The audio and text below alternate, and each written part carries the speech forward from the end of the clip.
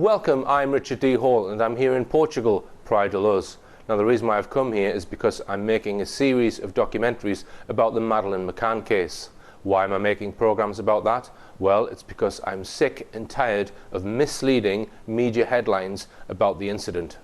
In these films I will expose the hard facts about the incident and also what has happened since the incident. The documentaries clearly show the last place to get truthful information from is mainstream media, and I will also expose those who are controlling mainstream media.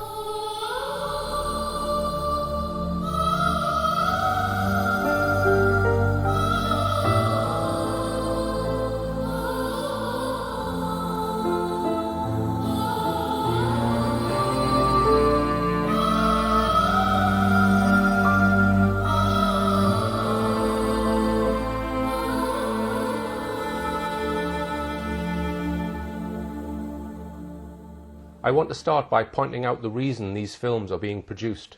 It is not because I have any particular interest in personal tragedy type stories and all the emotions that go with them. It is because this case demonstrates how establishment organisations such as TV and media, including the BBC, the government, the Prime Minister, the Cabinet Office and government agencies, British intelligence and Scotland Yard are used nefariously for a range of purposes that most people are not aware of. It is the cancer within and the blatant corruption at play in these organisations that I am exposing in these films. It is my belief that these elements of the establishment are in criminal hands, and the sooner this is exposed to a wider audience, the better. In this film, I intend to put under the microscope one of the most important aspects of the Madeleine McCann case, and that is the question of what hard evidence there actually is of an abduction, or more particularly, what evidence we have that there was an abductor. There has been a bewildering variety of suspects, persons of interest, and people we want to eliminate from our inquiries paraded before us over the years by various police forces and the McCann's own private investigators. Here is a collection of just 14 of them, which the Daily Telegraph put together in 2009. In my previous documentaries, I have looked in some detail at the McCann's account of what they said they saw and did after discovering, they say, Madeleine's empty bed. I examined the contradictions, the changes of story and the physical evidence of what the police found, or didn't find, in the McCann's apartment. I quoted from the interim police report of Inspector Tavares de Almeida, which he signed off on the 10th of September 2007, just a day after the McCanns returned to England, having been made suspects in Madeleine's disappearance. Speaking of the McCann's apartment, the inspector wrote, for example, "There is strong evidence that the crime scene was altered and furniture was moved around. Those changes are indications that the abduction was a stage-managed hoax. As time went by, the abduction scenario was not confirmed. The abduction hypothesis did not stand up." His overall conclusions were devastating. Madeleine McCann died in apartment 5A at the Ocean Club Resort in Praia de Luz. A staged hoax of an abduction took place. The McCanns concocted the claim that the apartment was regularly checked while they slept. The McCanns concealed their daughter's corpse. From what has been established up to now, everything indicates that the McCanns, in self-defence, did not want to deliver up Madeleine's corpse. There is therefore a strong possibility that it was moved from the initial place where she died. We know from the Portuguese police reports, which were publicly disclosed on DVDs in July 2008, that there was no physical evidence of an abductor. No fingerprints, no DNA, nothing in the apartment that suggested an intruder.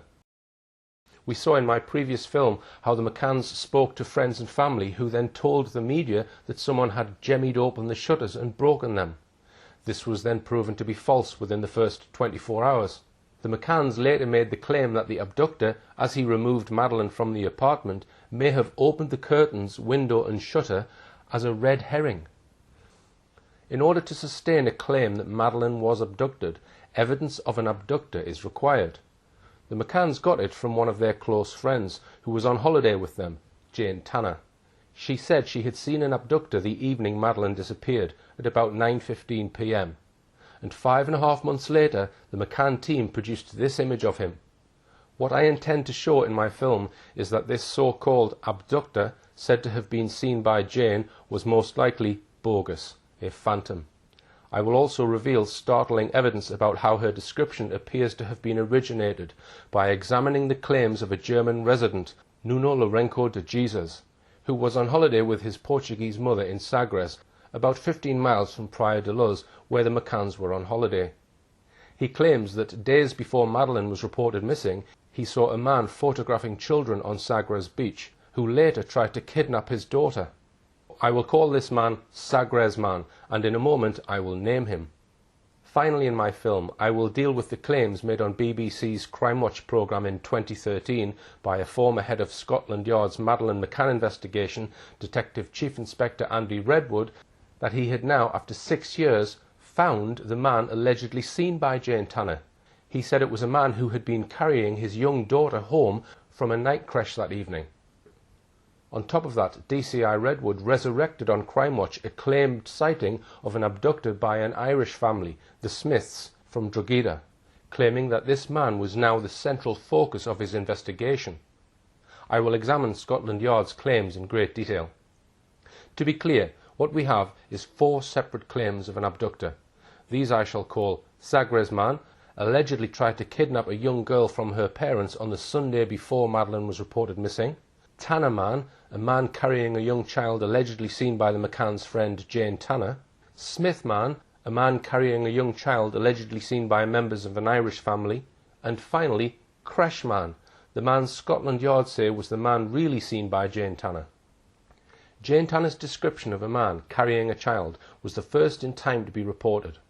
The police were told about it soon after they arrived, late in the evening on the 3rd of May 2007, the day Madeleine was reported missing.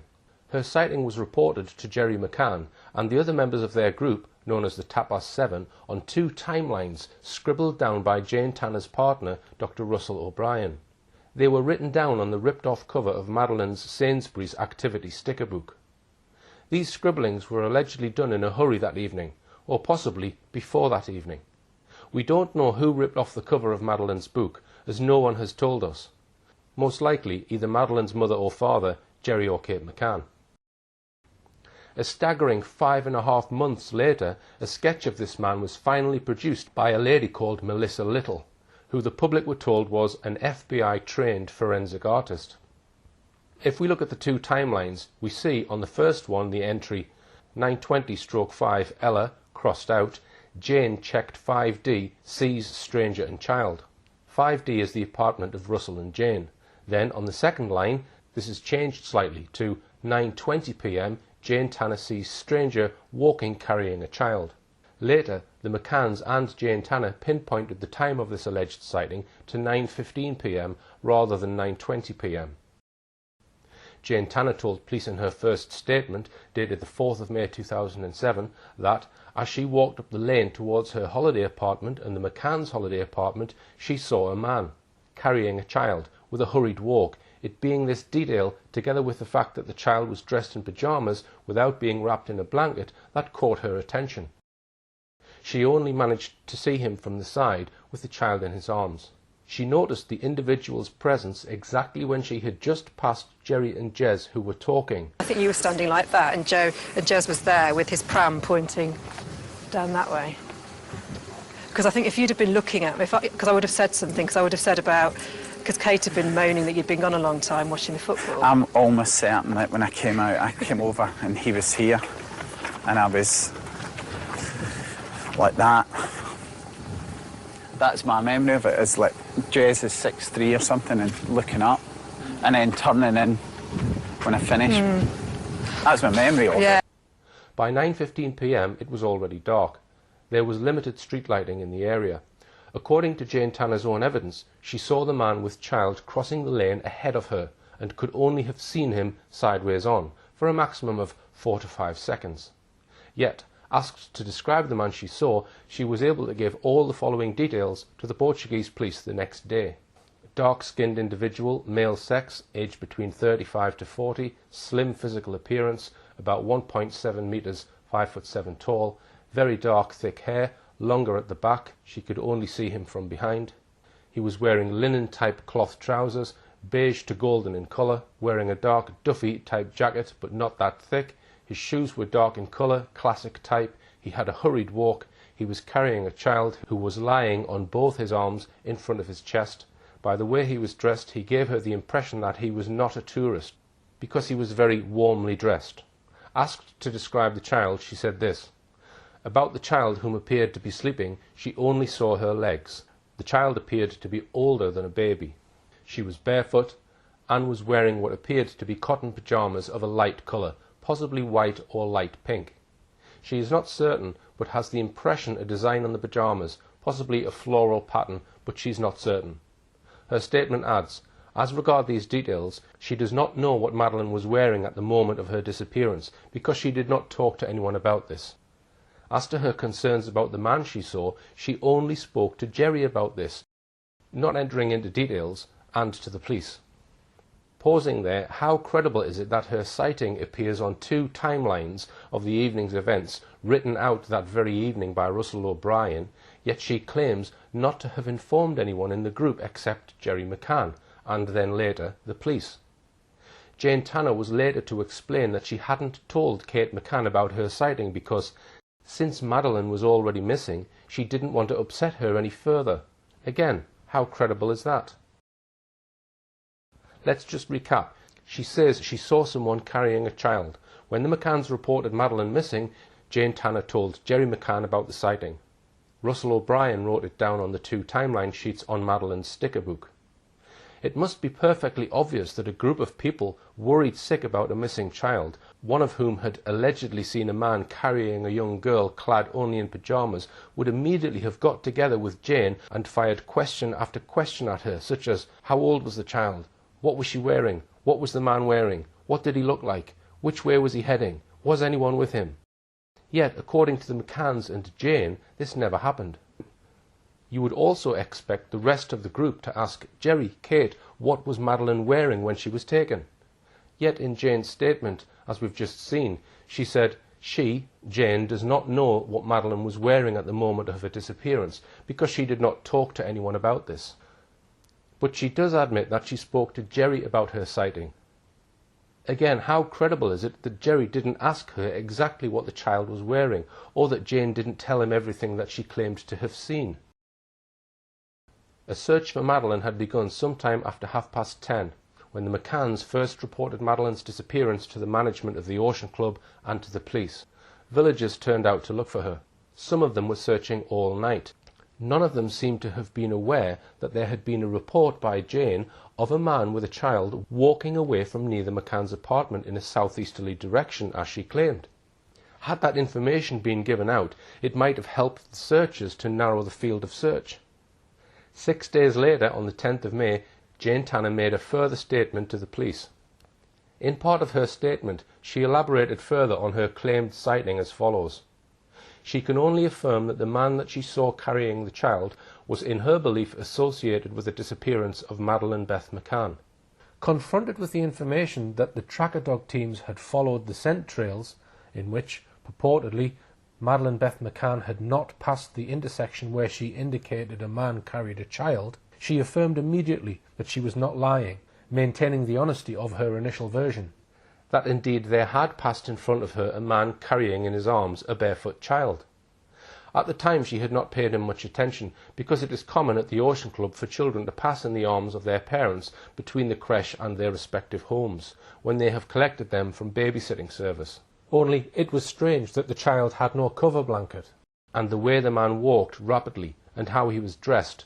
The trousers were slightly wide, their entire length being straight. They, the trousers, were as to colour identical to courtesite, a type of floor covering, chino style. As for the coat, it was dark coloured, seeming to be the same material as the trousers, it being a type of anorak. As for the footwear, she relates that she cannot confirm with certainty, but they were shoes which enabled the man to be fleet-footed. Okay, so let's now look at how Jane Tanner has suddenly elaborated on her initial description of the man, adding all these extra details. The colour of his trousers was the same as courtesite. The style of his trousers was chino style. His coat was dark. His coat appeared to be of the same material as his trousers. The coat was a type of anorak. The shoes were of a type that enabled the man to be fleet-footed, whatever that means. How could she now remember these additional details?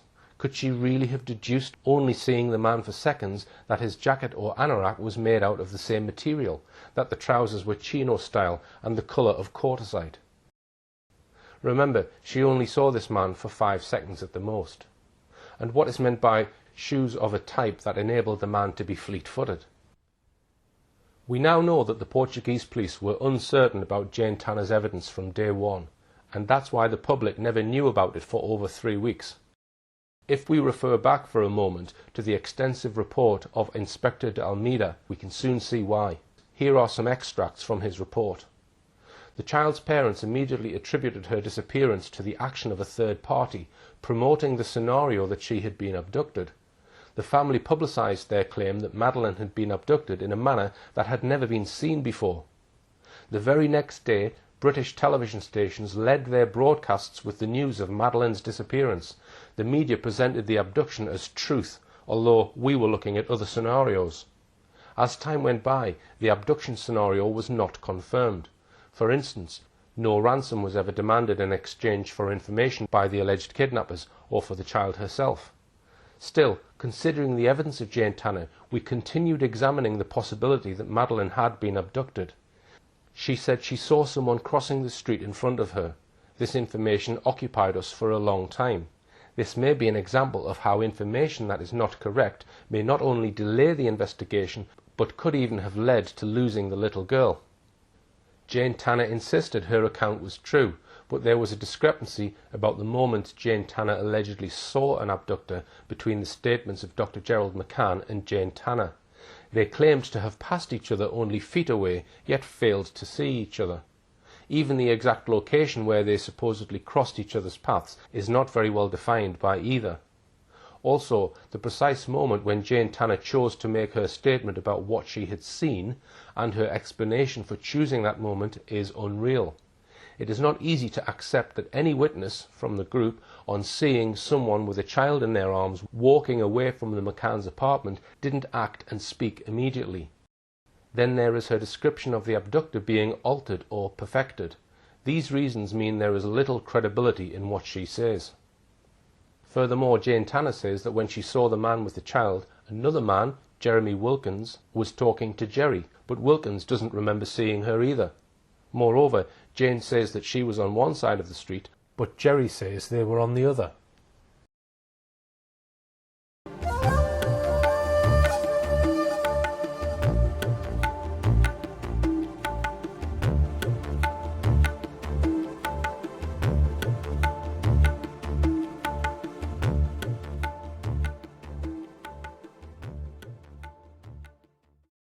Yet another indication that Jane Tanner's story may have been a fabrication comes from Kate and Jerry McCann themselves. Jane Tanner says that when she saw the man carrying a child, she was about 5 meters away from him. But the same day Jane was saying that, the 4th of May, the McCanns were saying something very different.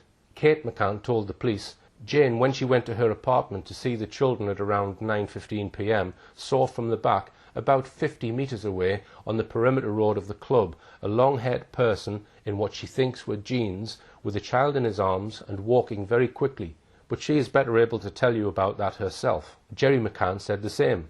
One of our group, Jane, at about 9:10 to 9:15 p.m, when she was going to her apartment to check on her children, saw from the back, about 50 meters away, on the perimeter road bordering the club, an individual carrying a child wearing pyjamas. Jane will be able to clarify this situation. It looks as though someone had forgotten the script. Jane said 5 meters. The McCanns said 50. That's quite a difference. Also, if you look at the McCanns' 2 statements, notice the remarkable similarity in their wording. Jane went to her apartment, saw the man from the back, 50 meters, perimeter road, carrying a child, child wearing pyjamas. Jane can tell you more. So could this suggest people trying to remember a script? In October 2014, I managed to meet with a senior former member of the McCann's own UK-based Find Madeleine investigation team. Now, very recently, somebody called Brenda Leyland, who had allegedly been sending messages on the internet about her opinions of the McCanns, was doorstepped by a Sky journalist, and she then fled her home and then went to stay in a hotel, and she was found shortly after that dead. Now, I'm not sure what the cause of her death was. It said in the media that the death was not suspicious. How can it not be suspicious if she's fled her home under stress and then suddenly she's found dead the following day? Now, the person that mainstream media should have doorstepped, I have come to try and speak to today. That is somebody called, and I'm sitting outside the block of flats where he lives. Worked for the McCanns for 6 months, and in that 6 months he had an insight into the true investigation, quotes, investigation, into allegedly trying to find Madeleine. This man, who worked for the McCanns for 6 months, told me that he forensically examined all of Jane Tanner's statements, as we have just done, and he thought that none of what she said could have happened. The first the public knew anything about this sighting was on Saturday the 26th of May, over 3 weeks after Madeleine was reported missing, when Jerry McCann summoned the world's media to a press conference. I could not find a video clip of this announcement online anywhere, so I will quote it for you. Jerry McCann stated, "Good afternoon. We very much welcome the decision of the Portuguese authorities to release details of a man seen by a witness here in Praia da Luz on Thursday the 3rd of May, the night of Madeleine's disappearance. The release of this important information followed an earlier meeting that we had with senior Portuguese police officers, a meeting that Kate and I both found to be amicable and very constructive. We feel sure that this sighting of a man with what appeared to be a child in his arms is both significant and relevant to Madeleine's abduction, and we would appeal, once again, to anyone who may have seen him or anything else suspicious on or around the 3rd of May to come forward and tell the police. For instance, was this man seen anywhere else in or near the town with a child, or what appeared to be a child? Which direction was he heading in? Did he have a vehicle? Whether you're a local resident or a holidaymaker who has since returned home from Portugal, any information, no matter how unimportant you may think it could be, may be vital in helping the Portuguese and British police to find our daughter.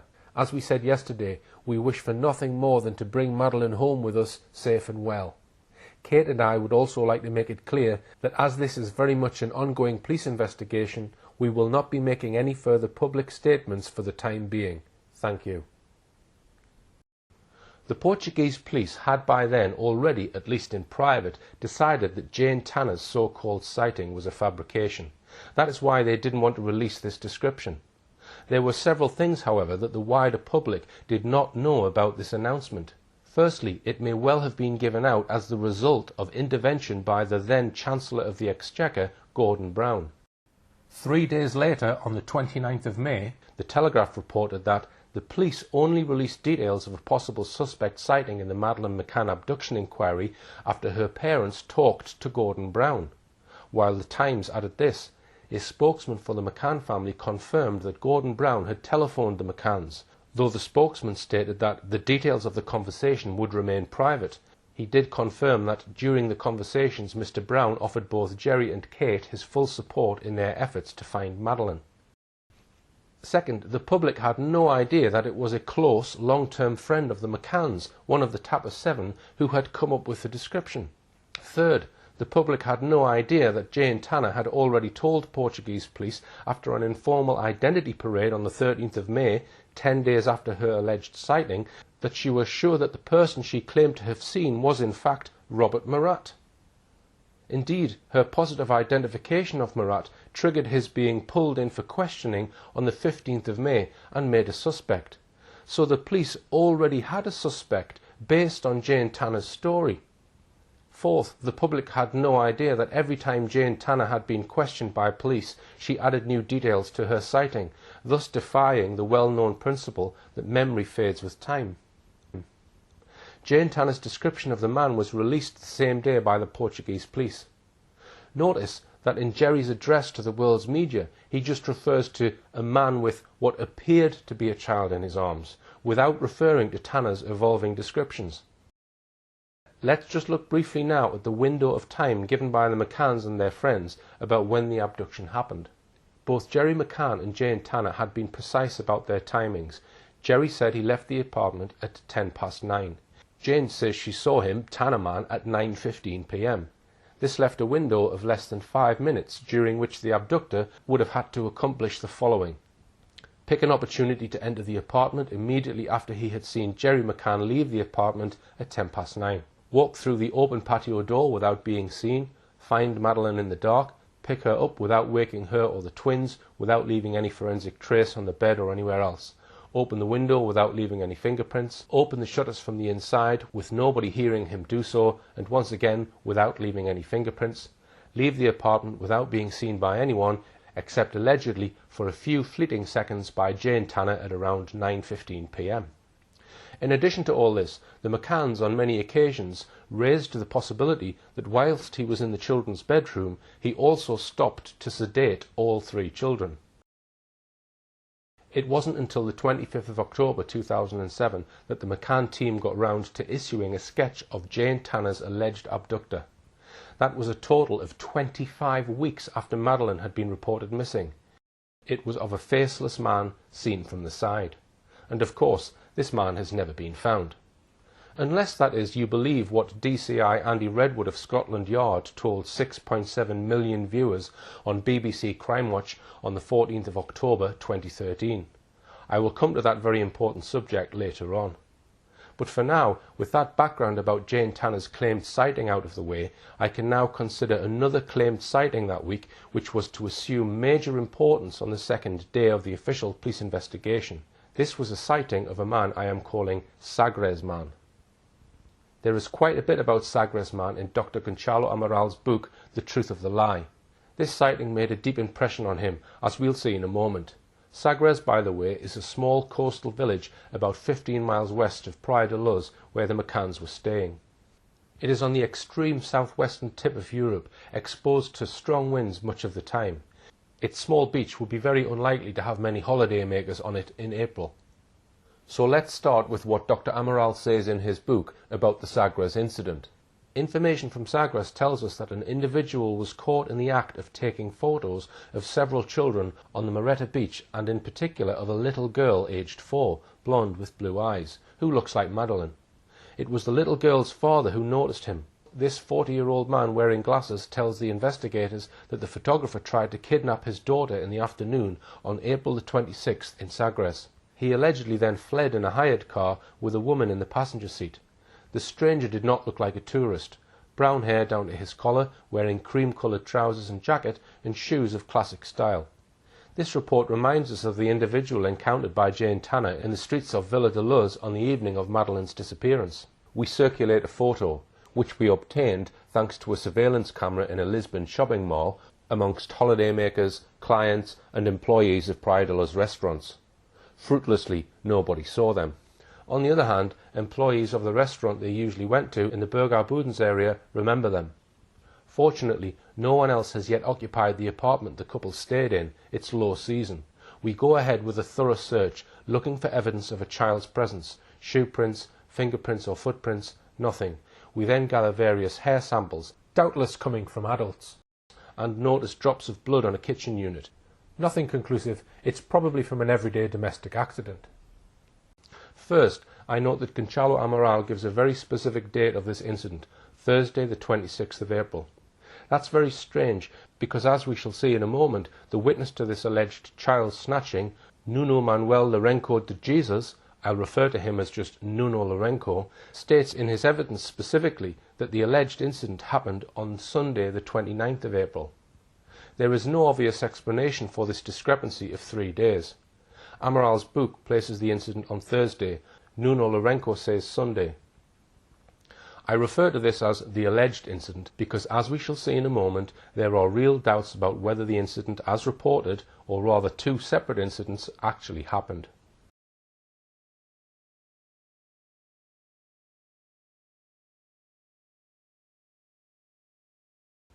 We'll see why this man is said to be a paedophile in a moment, but let's examine first how Amaral describes the alleged paedophile based on Nuno Lourenço's description. Didn't look like a tourist, long brown hair down to his collar, cream-coloured trousers and jacket, shoes of a classic style. And it is claimed that he fled in a hired car. Dr. Amaral, who first became aware of this claimed sighting on Saturday the 5th of May, 2 days after Madeleine's disappearance on the 3rd of May, immediately grasped the significance of this sighting, as perhaps was the intention all along. He wrote in his book, "This report reminds us of the individual encountered by Jane Tanner in the streets of Villa de Luz on the evening of Madeleine's disappearance." Let's now examine in depth the statement of Nuno Lourenço and tell his story about a man he suggested was a paedophile who allegedly was taking photographs of young children on a beach and later tried to kidnap his daughter. As we'll see in a moment, the man turned out to be a Polish man from Warsaw named Wojciech Krakowski, on a week's holiday in the area, either with his wife or a lady friend. There are a number of very curious features surrounding the story. Nuno Lourenço told his police interviewer, Inspector João Carlos, that he is a Portuguese citizen who emigrated to Germany 14 years previously in 1993. Lourenço says he is the father of a girl aged nearly 4 and a boy almost 3. He says he was on holiday with his wife and children from the 22nd of April to the 13th of May, staying with his mother in Sagres. He goes on to give these details. On Sunday the 29th of April 2007, he says he had just returned his rental car and walked to the nearby Marita Beach in Sagres, arriving there about 3 p.m. It is not clear why he handed in his rental car that day. According to his statement, by that day he had only been there a week and still had 2 weeks to go on his holiday. They, his wife and 2 children, all went to the play area, he says. He continues that between 4 p.m. and 5 p.m. he noticed a man holding a small silver-coloured camera who was sneakily taking pictures of children on the beach by covertly clicking a camera held near his waist. Lourenço even tells us that he was close enough to hear the clicking of his camera. The man then, says Lourenço, went on to take 3 or 4 pictures of Lourenço's children. Lourenço then saw him take pictures of 2 more boys, aged about 9 and 5, who were close by and playing with a ball, who were from another Sagres family he already knew. In the English translation of Nuno Lourenço's statement, it states that he had begun staring at this man with a camera indignantly and aggressively, but apparently did not actually confront him. Lourenço adds that before the man left the area, he sneakily took more pictures of all 4 children and of other children, this time with a camera held to his eye. Furthermore, says Lourenço, he also got on his knees in the sand to take additional photos. After this, says Nuno Lourenço, the man left and he did not see the individual and did not again think about the incident. Not only does he say that he did not think about it anymore, but there is no indication that it ever occurred to Lourenço at this point to contact the police. Lourenço then says that at around 6 to 6:30 p.m. the same day, it got a bit colder, so they left the beach and headed towards the promenade to buy sweets at a pastry shop called Marreiros, about a quarter of a mile from the beach in Sagres. He and his family sat down, and as he was drinking coffee, he spotted the same man passing the pastry shop and heading for the edge of the promenade. He then adds that the man entered the shop but left immediately and was constantly looking at children. Lourenço continues in the English translation of his statement. As the man left the pastry shop, his 3-year-old daughter began racing around the tables as they were ready to leave. Seeing this, the man began to walk rapidly towards Lourenço's daughter as the family were leaving the shop. By chance, his daughter stopped next to him as the man appeared to try to stop them from leaving. The man went into the pastry shop once again and left without buying anything. He then went to the back of a local kiosk. Lourenço then says that he has no doubt that the man intended to abduct his daughter. Therefore, he says, he got out his mobile phone and began taking various pictures of the man. He did so in front of the man so that he would clearly see that he was taking pictures of him. Then Lourenço explains to Inspector Carlos that the photo didn't come out on his mobile because he had his finger on the camera lens. Curiously, although he says he took pictures in the plural of this man, he only refers to a photo, singular, not coming out. Another point here, is it common for a mobile phone to fail because of a finger over its lens? Lourenço goes on to explain that the man had left the kiosk area. Lourenço followed him. He noticed that the man was now sitting behind the wheel of a newish grey Renault car. Lourenço, who must have taken a biro or pencil down to the beach with him, and some paper, now tells us that he noted the registration number on a piece of paper. A few minutes later, however, he tells us that he threw this piece of paper into a rubbish bin or flung it on the ground, he can't remember which, as he didn't think it would be of any further use. Here we have two more points of interest. Once again, despite what he says is this dramatic attempt to snatch his young daughter, he still doesn't even think of contacting the police, nor does he bother to keep the registration number of the car in which the man has driven off. These are more issues that increase one's doubts about the entire story. Then we are told this. Lourenco saw that there was a woman in the passenger seat. He managed to take a photo of the car, which his camera said was taken at 6:08 p.m. on Sunday the 29th of April. At least he didn't have his finger in front of the lens this time. And maybe that's because this time he claims that he was taking a photo on his camera, not on his mobile phone. Yet he told the police nothing in his statement about going to get his camera. Has he now got both a mobile phone and a camera? The car is then said to have driven off in the direction of Sagres Fortaleza. Here are the two photos said to have been taken by Lourenco that evening. It is not possible from this photograph to see if anyone was in the car, but that is Lourenco's story, i.e. that when he took this photograph, Wojciech Krakowski and his wife were both in the car, presumably about to drive off in haste. This would appear to be his only photograph of the entire incident.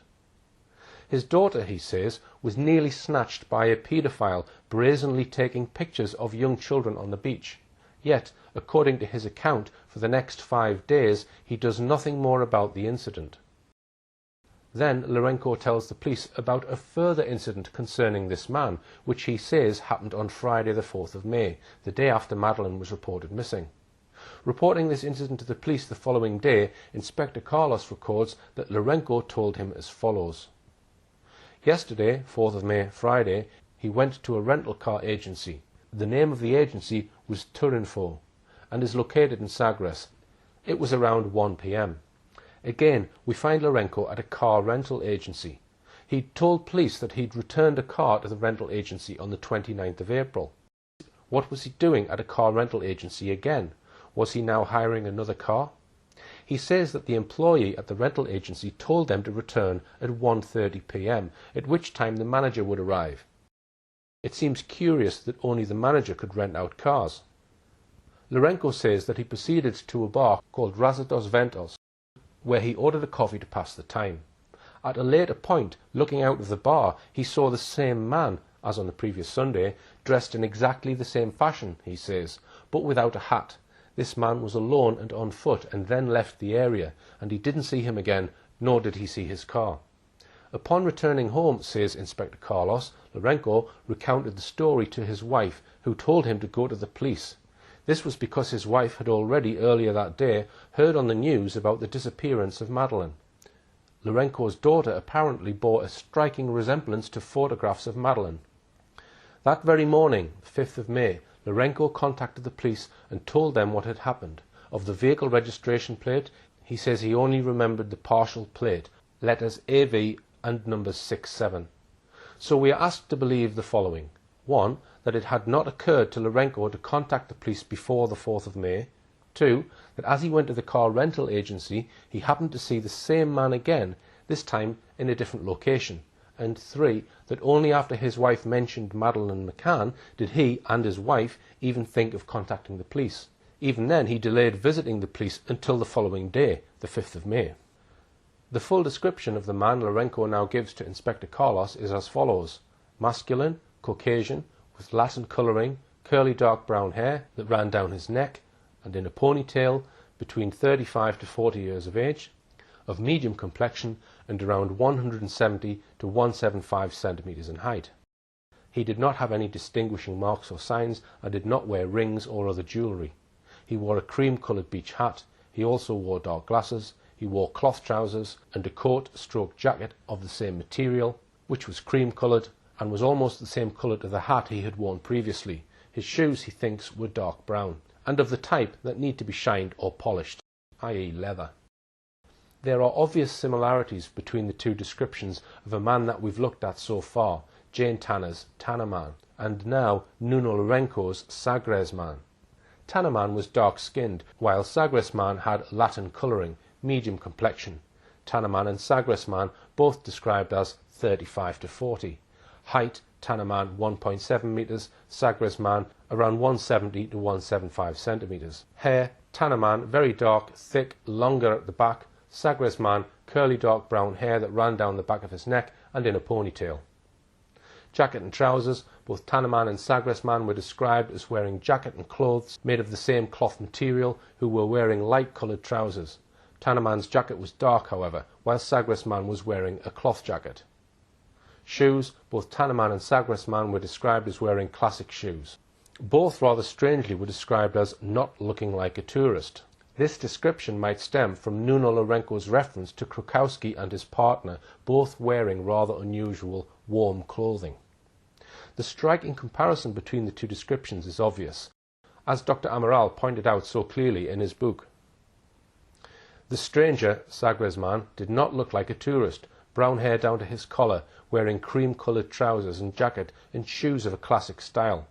This report reminds us of the individual encountered by Jane Tanner in the streets of Villa de Luz on the evening of Madeleine's disappearance. Inspector Carlos's report continues. As regards the woman with the individual, as he saw her seated in the vehicle, he can only state that she had short hair which appeared to be white in colour and very shiny. In the sitting position, her head was below the car headrest. She appeared to be skinny and Caucasian. She did not use glasses. He can say no more, as she was difficult to see. When questioned, the witness states that he could recognise the individual in person and from a photograph or sketch. And indeed, Lourenco did eventually recognise Krukowski from a photograph shown to him by the police once they had traced him.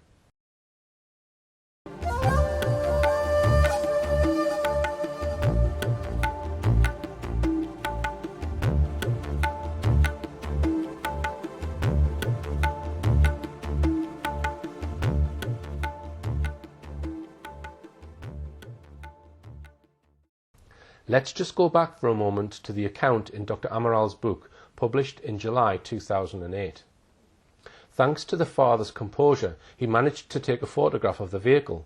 It's not very clear and does not allow us to make out the number plate, but we succeed nonetheless in finding the car. The car hire firm provides us with the identity of the driver. He is a 40-year-old Polish man who was travelling with his wife. They arrived in Portugal on April the 28th from Berlin at Faro Airport. They hired a car and stayed in an apartment in Budens, near Praia de Luz. Unfortunately, on May the 5th at 7 a.m, they had already left, taking with them their camera and all the photographs from their holiday.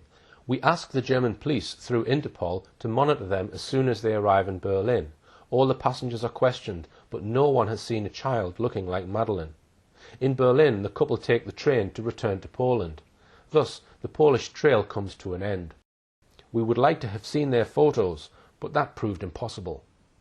It's clear from this, then, that the Portuguese police rapidly set about finding the mystery photographer on Mareta Beach in Sagres, who turned out to be the 40-year-old Polish Wojciech Krukowski. Let's take a brief look into the Portuguese police files, what else they managed to establish about Krukowski. The Renault Clio vehicle, registration number 15AV67, was traced to the headquarters of a car rental company, Luz Car Rent-A-Car. The car was rented at Faro Airport on Saturday the 28th of April to Wojciech Krukowski. A hire contract drawn up by Nelson Martins, an employee of the agency, was found. Krukowski and his wife were staying at number 2C in an accommodation block called Edificio Solomar in Ficticia, which appears to be the name of the road in Burgau.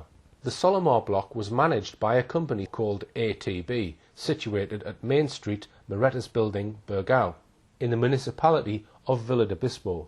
The police contacted its director, Nuno Felisberto. The apartment actually belonged to Peter and Margaret O, who live in Windsor Grove, Cardiff, Wales. The apartment had not been relet or cleaned after the couple's departure. The key was given to the police in case they wanted to check it, which they did. He had arranged this accommodation via the internet. His reservation email was found. He paid for the accommodation with his credit card. The files tell that Krukowski's vehicle was returned to the hire company on the 5th of May 2007 at Faro Airport and had already been washed and hired out again to one Claire E at Parc de Floresta in Budens, Villa de Bispo. Further examination of the released Portuguese files show that they promptly and efficiently conducted their investigations, despite the constant smearing of them in British mainstream press, which claimed they were incompetent. The further information that the police gleaned from their inquiries included the following. The police contacted several business establishments in the area to determine the comings and goings of the Polish couple. One man, the owner of a beach bar, thought he recognised the couple from the police's description of them. He told the police that, 1. He recalled that the couple had lunch and dinner there 2 or 3 times at the beginning of the week. 2. He knows that they are Polish because they spoke about football on the day of the Liverpool-Chelsea match, Tuesday the 1st of May, saying that Liverpool's goalkeeper was Polish. 3. They also discussed Portuguese and Brazilian classical music. The Polish couple knew several performers from those countries. They asked the owner of the bar where they could buy music of this genre. The owner directed them to the FNAC shop at the Algarve shopping centre or to the Chiado commercial centre. 4. They said they would probably go to Lisbon the same day. To the restaurateur, the couple seemed quite atypical of holidaymakers to that place. They paid in cash, the lady was often irritated, and they dressed more formally than you would expect for a summer holiday at a beach. The owner, however, did not perceive any abnormal behaviour from the couple. The police were able to establish that the couple did indeed visit FNAC at the Chiado Commercial Centre on the 2nd of May 2007, where they bought 2 comedy musical CDs, paid for with a credit card, the same one used to pay the Luz Car Rent-A-Car company for the hire of the vehicle, registration 15AV67. The police seized the CCTV and extracted a still photograph of the Polish couple in the shop. Finally, the Portuguese police contacted Interpol in Germany and Poland. This is the information they received. From Interpol Germany, information was sent to Warsaw for them to trace and interview the Polish couple. Air Berlin said that Poles used the connection route via Berlin because there were no direct flights to and from Portugal/Faro. There were no suspicious reservations pertaining to children. Passengers in seats around the Krakowskis were shown pictures of Madeleine. All said that the couple was not accompanied by any child. From Interpol Warsaw, at 7:10 a.m. on Sunday the 6th of May, the Polish police interviewed the couple in their home apartment, which was searched. Madeleine was not found. They had left Berlin by train at 9:22 p.m. on the 5th of May and arrived back in their home at 6:45 a.m. It appears that the police did not check the couple's cameras. Before we move on, we are surely entitled to query why Nuno Lourenço does nothing about his child having been nearly kidnapped for several days, then only bothers to contact the police moments after Krakowski takes off heading back to Poland. And as we've seen, Lourenço's sighting has a dramatic impact on Dr. Amaral and his team. They act instantly, clearly thinking that must be the same man that Jane Tanner saw. Here I must ask the question, was this so-called sighting a complete setup? Suppose there never was an abduction. Suppose that Madeleine died much earlier than the alleged abduction and they needed a cover story. What better than to have 2 separate people, Jane Tanner and Nuno Lourenço, with 2 near-identical descriptions, to give to the police soon after they report Madeleine missing? Could Nuno Lourenço and Jane Tanner both have based their descriptions on Wojciech Krakowski? Were they both handed the same script? I suggest that this scenario is probable. Is it possible that when Lourenço made his dramatic claims to the Portuguese police, he already knew, 1, that Jane Tanner had already made a statement about a man seen with a child on the evening of the 3rd of May, and 2, that Krakowski was already on a plane back to Poland? I suggest he may have made the whole story up. I suggest he went to the police with one tangible piece of evidence, namely a photograph of Krakowski's hired car, and knew the police would soon be able to trace Krakowski. I suggest the alleged attempted kidnapping incident was a fabrication. If so, could this fabrication have been instigated by those closer to the Madeleine incident? Was a story cunningly built with Krakowski as the perpetrator? If so, it succeeded. The Portuguese police were fooled. It seems crystal clear that Krakowski and his lady partner had nothing whatsoever to do with the reported disappearance of Madeleine McCann. By the time the Portuguese police had heard from Interpol, presumably sometime on Sunday the 6th of May, there was absolutely no evidence that the couple were in any way connected with Madeleine's disappearance. Yet within 5 days there was a spate of well-sourced stories in the British mainstream press claiming that Sagres man was the main suspect. How did this come about? Let's now examine some of these stories about Lourenco's claims. 2 stories, one in the Daily Mail, the second in the Daily Telegraph, appeared on the 11th and 12th of May 2007 respectively. The first was headed, "Did Madeleine's abductor target her after family's visit to remote village?" Here are some extracts from it. Madeleine McCann and her family visited the same remote village where a suspected paedophile was chased away for photographing young girls, it has emerged. It may have been the moment her abductor first laid eyes on the 3-year-old, who was snatched from her bed 3 days later. The McCann's day trip to pretty Sagres, 16 miles along the coast from Praia de Luz, coincided with reports of a balding man with a blonde woman taking sneaky pictures of youngsters. The sinister couple have become prime suspects in the hunt for missing Madeleine. A holidaymaker grew suspicious of them after the man began secretly snapping youngsters on the beach. When challenged, he fled in a car with the woman. Officers have now officially ended the ground search for missing Madeleine and are concentrating on evidence from witnesses. The McCanns are believed to have visited Sagres, which is on the country's southwest tip and effectively the Land's End of mainland Europe, on Monday, April the 30th. A shopkeeper in the town said she remembered them well. She said, "On the road into the town, Kate was holding Madeleine's hand. On the other side of the road was Jerry with a baby buggy. I remember thinking it odd to see him with a baby buggy because I thought the little girl was too old to need one." She said it was the same day as the stranger taking photographs, although other witnesses said that happened 2 days later. Either way, it seems possible that Madeleine's abductor was watching the beach at Sagres for some time. Holidaymaker Nuno Lourenco, who is from Sagres but now lives in Germany, was sitting at a cafe with his German wife and their 2 children when he noticed a man taking pictures of his 4-year-old blonde daughter and other children. He became so concerned at his behaviour that he took his own picture of the man, who was balding with long hair at the back, on his mobile phone. The picture is believed to have inspired Portuguese detectives to produce their infamous egg with hair photo fit of a suspect with a blank face and side-parted hair. It was also reported the police have identified 2 people caught on CCTV at a local petrol station as being a couple renting a holiday apartment in the chocolate box village of Burgau, 4 miles along the coast. A blonde woman with shoulder-length hair and a man with middle-parted hair, both about 40, ate breakfast on their terrace of the Solomar apartments, according to the Portuguese press. However, the apartment block in question was deserted and neighbours said they knew nothing about it. Let's pause there a moment and consider these elements of the story. The couple caught on CCTV at a local petrol station referred to in the article is, by the way, also Krukowski and is female. First, we note that this account differs from Dr. Gonçalo Amaral's account in his book. He writes that the photographer tried to kidnap his daughter. But in his first account of the alleged encounter in the Daily Mail of the 11th of May, we read of no such kidnap event. The report simply says that Lourenco noticed a man taking pictures of his 4-year-old blonde daughter and other children and became concerned at his behaviour. There's no mention of the claimed kidnap attempt outside the pastry shop. Amaral obviously had the advantage of seeing Lourenco's witness statement. Amaral clearly believed that Lourenco was a witness of truth.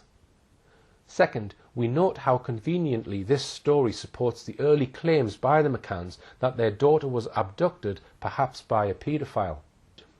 This event, the McCanns' alleged visit to Sagres, which supposedly happened on the 30th of April, was described by the Daily Mail as possibly the moment her abductor first laid eyes on the 3-year-old who was snatched from her bed 3 days later.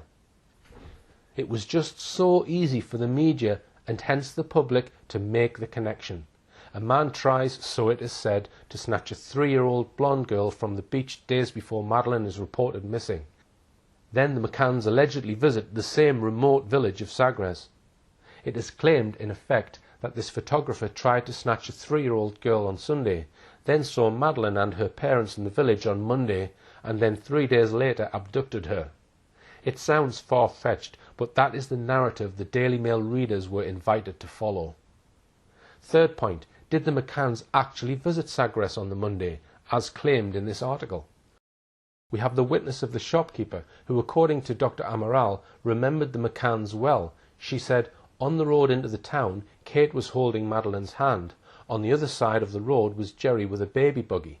I remember thinking it odd to see him with a baby buggy because I thought the little girl was too old to need one." She said it was the same day as the stranger taking photographs, although other witnesses said that happened 2 days later. If the McCanns really were in Sagres on Monday the 30th of April, one key question is, how did they get there? They told police that they did not have access to a car that week, yet Sagres is 15 or 16 miles from the village of Praia de Luz. The Daily Mail account seems pretty clear. It says Madeleine McCann and her family visited the same remote village, and to the McCann's day trip to pretty Sagres, 15 miles along the coast from Praia de Luz. But when we read Dr. Kate McCann's account of that day, Monday the 30th of April, there is no reference whatsoever to this day trip to Sagres.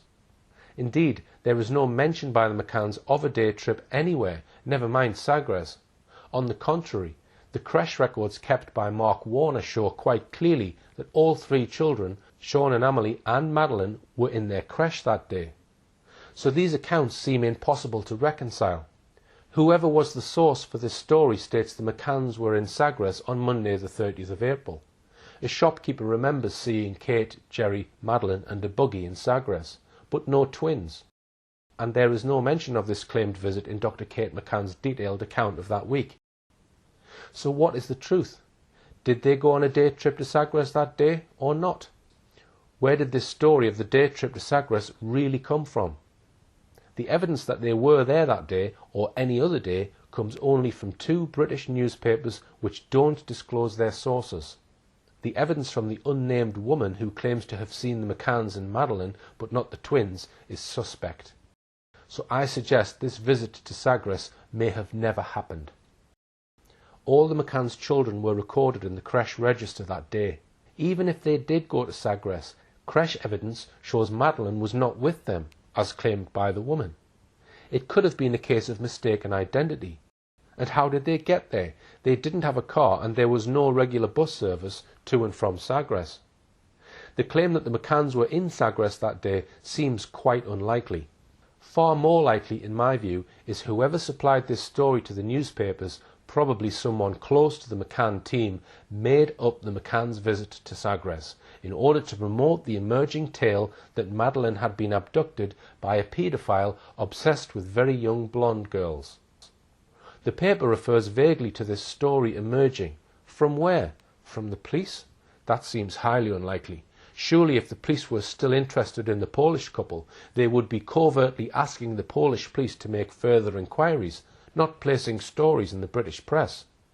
And what about the Daily Mail's reference to the sinister couple, the Krakowskis? The Mail story was on the 11th of May, yet by the 6th of May, 5 days earlier, the Portuguese police, the German police, the Polish police and Interpol had all been involved and eliminated the Krakowskis.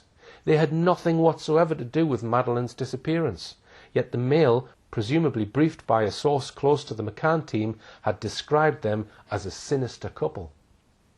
So now let's look at the Daily Telegraph version of this story, the following day.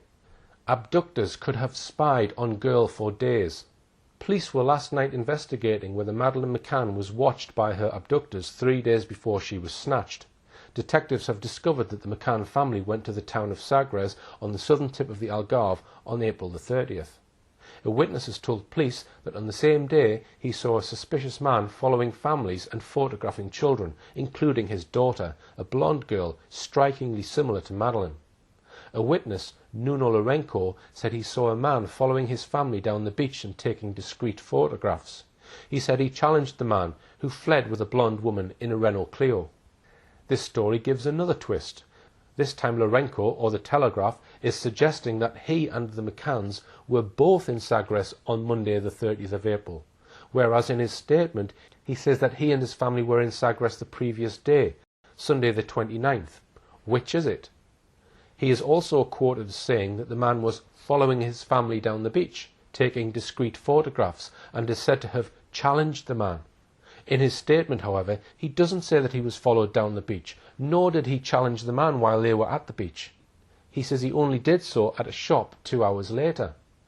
The Telegraph article also proclaimed detectives have discovered that the McCann family went to the town of Sagres. As we have just seen, that claim is suspect. It seems there was precious little truth in either of these articles. So let's now conclude our look at the alleged sighting of Sagres man by examining a few more aspects of the story. We'll go back to Dr. Amaral's account of Sagres man, that is, Wojciech Krakowski. He writes in Chapter 3, "We circulate a photo which we obtained thanks to a surveillance camera in a Lisbon shopping mall, amongst holidaymakers, clients and employees of Praia de Luz restaurants. Fruitlessly, nobody saw them. On the other hand, employees of the restaurant they usually went to in the Burgau Budens area remember them. The woman was usually in a bad mood, and both wore clothes totally inappropriate to the place and the time of year. The forensic police won't be able to investigate their hire vehicle, which we managed to locate, because it has already been rented out again. All that's left to us is to find the bin in which the cleaning team dumped the rubbish left in the vehicle. Analysis of the rubbish reveals nothing. Fortunately, no one else has yet occupied the apartment the couple stayed in. It's low season. We go ahead with a thorough search, looking for evidence of a child's presence, shoe prints, fingerprints or footprints. Nothing. We then gather various hair samples, doubtless coming from adults, and notice drops of blood on a kitchen unit. Nothing conclusive. It's probably from an everyday domestic accident. We know that the apartment that the couple was staying in was in Burgau Budens, known as the Solomar building. This apartment block in Burgau has interesting links to Robert Murat. His father's company actually built this block, and there are suggestions that the company, ATB, also continues to manage the block to this day. In addition, we know that Robert Murat's uncle, Ralph Everley, provided the CCTV footage to the Portuguese police of the Polish couple visiting his beach bar in Burgau. This is another connection with Murat. It was also at the home of Ralph Everley and his wife Sally that on the 13th of November 2007 a meeting took place between Robert Murat team, Murat, his mother, his Aunt Sally and Uncle Ralph Everley, and Murat's high-profile lawyer Francisco Pagaret, with the McCann team, the head of their private investigations, Cheshire businessman Brian Kennedy, the McCann's coordinating lawyer and Freemason Edward Smethurst. There is an interesting report in the Portuguese police files concerning DNA found at the Solomar apartment block where Krakowski was staying. Here are two extracts from this report. The first concerns Robert Murat. The haplotype identified by the letters MEM*, present in 49 samples, 35 in the Residencia Liliana, 13 in the vehicle Volkswagen, and 1 in the bathroom of the apartment in Burgau, and identical to that of Robert Murat, meaning those samples were from that person or individuals of the same maternal bloodline. The second extract I would highlight is about Jane Tanner. The report reads, "The haplotype identified by the letter S, present in 2 samples, apartment in Burgau, and identical to that of Jane Tanner, meaning those samples were from that person or individuals of the same maternal bloodline." So, what is this suggesting? I am not an expert in genetics, and I would ask the question, is this suggesting that Jane Tanner may have visited the apartment block where Wojciech Krakowski was staying? I am not saying this happened, but if it did, why might she have gone there? As we saw, the Portuguese police were first tipped off about the Polish couple on Saturday the 5th of May, but only after the Polish couple had already left Burgau for Poland. There is also a reference on the Lobster Crash record sheet that week for the daughter of tennis-playing Dr. Julian Totman for the 3rd of May, the same crash which Madeleine attended. He writes on the crash sheet, Burgau Walk. It is not clear what is meant by that. Burgau was certainly near enough for someone to walk there and back in a morning or afternoon. Also of interest is that when Jerry McCann returned to Praia de Luz from his trip to Washington, he immediately drove to Vila do Bispo. Vila do Bispo is a small town about 14 miles west of Lagos and the centre of the municipality, which includes towns such as Sagres, Budens, Burgau and Moretta Beach. The whole story of Sagres man seems could be interconnected in a mysterious way with Robert Murat, his aunt and uncle, the Everleys, and the villages of Burgau and Sagres. So how do Burgau and Sagres fit into the story of that fateful week's events? Is it possible, for example, that this Polish couple were connected to Robert Murat's then girlfriend, now wife, Michaela Walczuk, who was also of Polish origin? I'll finish my look at Sagres man with a summary of the series of major questions about Sagres man. Let's briefly list them. On what date did Luna Marenko see Wojciech Krakowski? Did the McCanns visit Sagres as claimed? How credible is the claim that Krakowski tried to snatch Larenko's daughter away from him outside the pastry shop? Why didn't Nuno Larenko contact the police immediately on his mobile about the attempted kidnap of his daughter? Why did he report these incidents only after Wojciech Krakowski was already on his way back to Poland? There is a complete lack of corroboration for this story. Where are the witness statements from anyone else on the beach who saw the man with the camera, especially the parents of the two boys, or the witness statements from the people who saw the attempted kidnap, the staff of the shop, the customers, others passing by who would have seen the man run off? I'm not aware that any exist. What about Larenko's description of the man's actions at the pastry shop? Going through his statement, Larenko says the man comes in, goes out straight away, then comes back in again. As far as the claim of a kidnap attempt is concerned, there is no mention of him grabbing his daughter's arm or even trying to. The word he uses to refer to this in the English translation of them were, as the man appeared to try to stop them from leaving. That is a vague description. How exactly did he appear to try to stop them from leaving? Larenko doesn't say. There is also the matter of the third alleged encounter with this man on Friday the 4th of May. Larenko says he went to a car rental agency, Turinfo, in Sagres. It is not stated why he went, though presumably it was about renting a car. According to his witness statement, he was visiting his mother in Sagres, arriving on the 22nd of April and leaving on the 13th of May.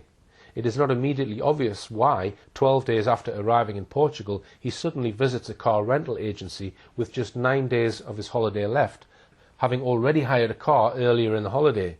He certainly doesn't tell us why in his statement. He says he sees the same man in Sagres. This is odd. We have established that the Polish couple were staying in the Solomar apartments in Burgau, which is some distance away from Sagres. Why, when at the beginning of the week Wojciech Krakowski had practically been chased out of Sagres, had a photo of his face taken outside a pastry shop and been photographed in his car, would he contemplate revisiting Sagres on the last day of his holiday? It is hardly a rational thing to do. And once again, although Larenko sees the man again, he doesn't contact the police. He only does so a day later. In my judgment, these concerns, and I've mentioned 11 separate issues altogether, raise serious doubts about whether any of Larenko's story can be believed. To my knowledge, no other local people or tourists can be found who could confirm any of Larenko's claims. The only other evidence we have about the couple's activities that week comes from a barmaid at the beach bar owned by Robert Murat's uncle, Ralph Everley. It amounts to this. The man talked about Liverpool-Chelsea football match on Tuesday the 1st of May. His wife looked irritated some of the time. They talked about their love of Portuguese and Brazilian comedy music. And the Polish couple went to a local music shop in the Algarve on Wednesday the 2nd of May. They dined several times at Ralph Everley's beach bar, and that's it. The claim that the Polish man may have seen Madeleine with the McCanns at Sagres fails, because from the evidence available, it looks like the McCanns may have never went there. That claim by the mystery shopkeeper, who says she saw Kate holding Madeleine's hand with Jerry McCann on the other side of the road with a baby buggy, also seems doubtful. In his book, Dr. Amaral complains that on Sunday the 6th of May, the day gets off to a difficult start with bad news from Poland. From all accounts, the police badly misinterpreted our request for collaboration. All they did was approach the couple and verify that Madeleine was not with them, but they didn't seize either their photographic equipment or the photos taken during their holiday. Another lead that remains pending. Perhaps it would have led to the discovery of a paedophile ring. Well, if Amaral had had the benefit of the 7 years more knowledge of the twists and turns in this case that we have all had since he was booted off the inquiry, perhaps not. Wojciech Krakowski can hardly be considered a potential paedophile on the slender basis of Nuno Lourenco's tales. Maybe if Amaral could have a look again at all the evidence about Sagres man, he might now consider that he and his men may have been tricked by what looks like it could be a fabricated sighting. To sum up, the whole story of Sagres man is shot through with significant contradictions and mysteries. There is no credible evidence to my knowledge that the Polish man was photographing anyone, still less that he tried to kidnap anyone. Was this a fabrication designed partly to put the Portuguese police off the scent and also to give an exciting news angle on Madeleine's abduction to the hungry British mainstream media? They certainly are burying this story.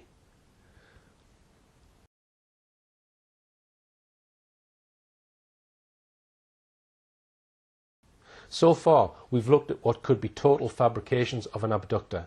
Now I'm going to come on to another claimed sighting of an abductor carrying away a child on the evening of the 3rd of May by members of an Irish family, the Smiths. This is considered so crucial that Scotland Yard put this sighting at the very centre of their investigation into Madeleine's disappearance. I'm calling him Smith Man.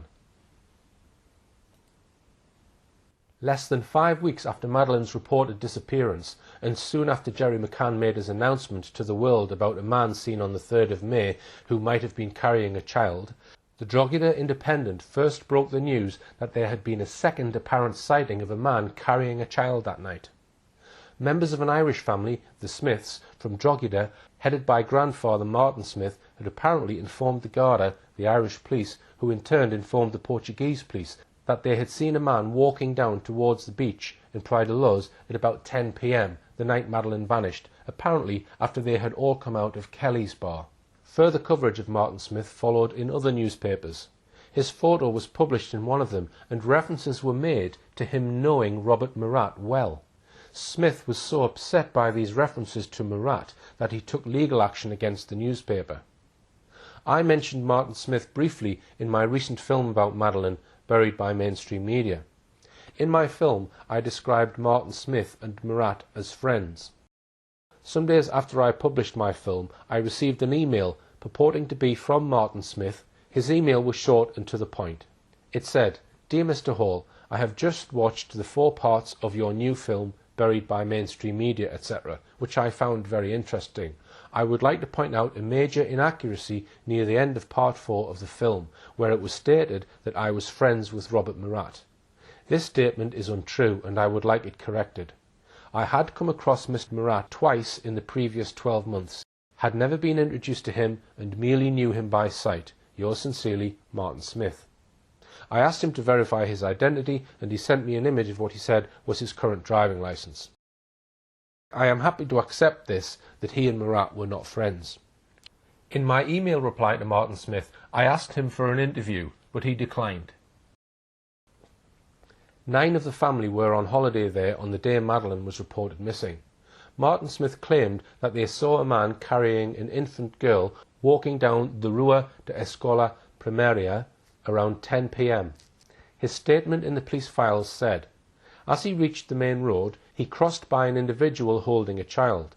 He was walking downhill in the opposite direction. He is not aware where this person was heading. He only saw him as they passed each other. He assumed it was a father and daughter and thought nothing more of it. It must have been around 10 p.m. Martin Smith is known to have stated to the media that he and Robert Murat had, quote, met several times. As we shall see in a moment, a key issue in our discussion of Smith Man will be Martin Smith's insistence, when interviewed by the Portuguese police on the 26th of May, that although he did not get a good view of the man he said he saw carrying a young child, he could be absolutely certain that the man he saw was not Robert Murat. The quote from the police files states, he states that it is not possible to recognise the individual in person or by photograph. He, Smith, was not wearing glasses on this occasion. He adds that in May and August of 2006, he saw Robert Murat in Praia de Luz bars. On one of these occasions, he was inebriated and spoke to everyone. He also states that the individual who carried the child was not Robert. He would have recognised him immediately. Just for the record, here are statements I have found in the media and police files about this point. From his witness statement, in May and August 2006, he saw Robert Murat in Praia de Luz bars. On one of these occasions, the first, he was inebriated and spoke to everyone.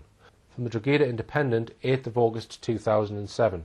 The family are also mystified at reports that he knows Mr. Murat. They met once in a bar about 2 years ago. My dad would only know Mr. Murat by sight. On Sky News, 4th of January 2008, Martin Smith said, I told police it was definitely not him because the man wasn't as big as Murat. I think I would have recognised him because I had met him several times previously. And finally, the Daily Mail, the 3rd of January 2008.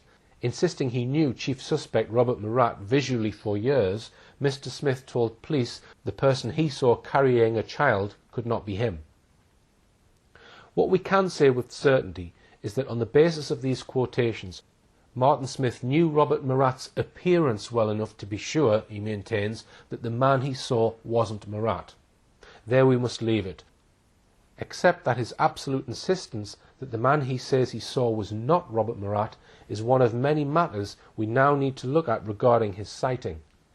In doing so, I'm going to examine in depth all that we know about the sighting by the Smith family, using the witness statements made public by the Portuguese police, statements by the police themselves, newspaper reports about the sighting and other evidence. To my knowledge, these issues have not been discussed in detail in our mainstream media. We need to do so because this sighting, according to a BBC Crime Watch programme shown in October 2013, was now absolutely central to Scotland Yard's investigation. As I mentioned, the first ever news of the Smith sighting came in an article in this local newspaper, the Drogheda Independent, on the 6th of June 2007, and 11 days after they were interviewed by the police in Portugal. The report told us, local family may have seen missing Maddie. A Drogheda family may have been the last people to see abducted 4-year-old Madeleine McCann in Portugal. The family is understood to have seen a child in the arms of a man on the night and at the time Madeleine was taken from her parents' apartment in Praia de Luz. They have reported the matter and recently gave statements to the Portuguese police. The Portuguese police have asked the family not to speak to the press in case they compromise their investigations. The family declined to give any details to the Drogheda Independent. It is not known who leaked this information to the Drogheda Independent. I will begin my examination of this sighting with an absolutely crucial aspect of it, that is, when Martin Smith and his family first told police about it.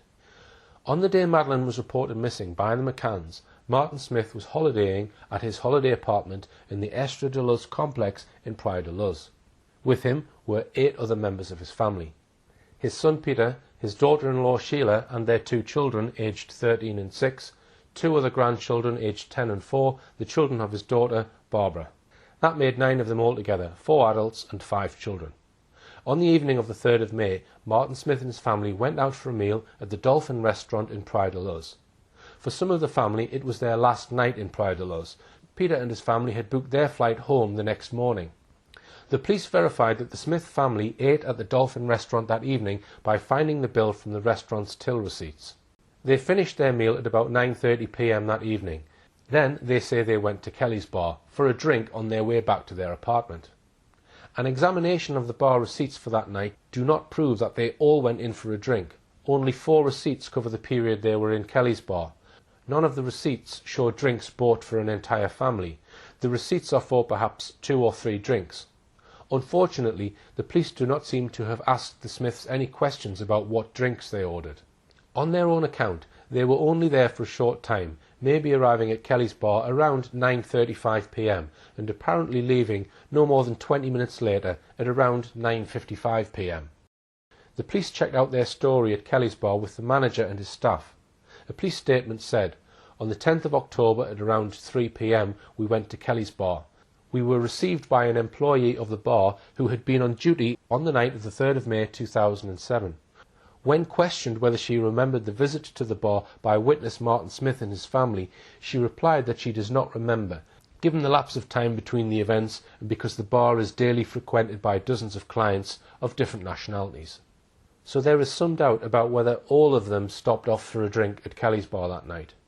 One thing that would have confirmed their story is the CCTV camera outside the Estrella de Luz complex. Unfortunately, by the time the police got to examine it, all the footage that night had been wiped. The Smiths' account is of a man carrying a young blonde girl in pyjamas as the 9 members of the family were walking back to their apartment. Most of them say they remembered seeing him, although only 3 members that we know of made statements to the police. The Smiths say it was dark at the time they saw him, around 10 p.m. It was a cold, early May night, the temperature down to around 13 degrees centigrade. In the area where they saw him, the street lighting was weak. Each one glimpsed at him for a few seconds at the most as he walked past them. None of them say they got a clear view of his face. The 3 members of the family who made formal statements, Martin Smith, the grandfather, and his 2 children, Peter and Aoife, each told police that if they ever saw this man again, they would not be able to recognise him. These are important matters I will return to when we examine the claims that the Smiths, 1 year after their sighting, were apparently able to draw up these 2 e-fits of the man they say they saw, as shown by Detective Chief Inspector Andy Redwood on the BBC Crime Watch programme in October 2013. Their sighting must have been a memorable and fairly unusual sight. A man walking the streets of a small town carrying an infant dressed only in pyjamas. No one with him, no buggy or pushchair, no coat or blanket covering the child.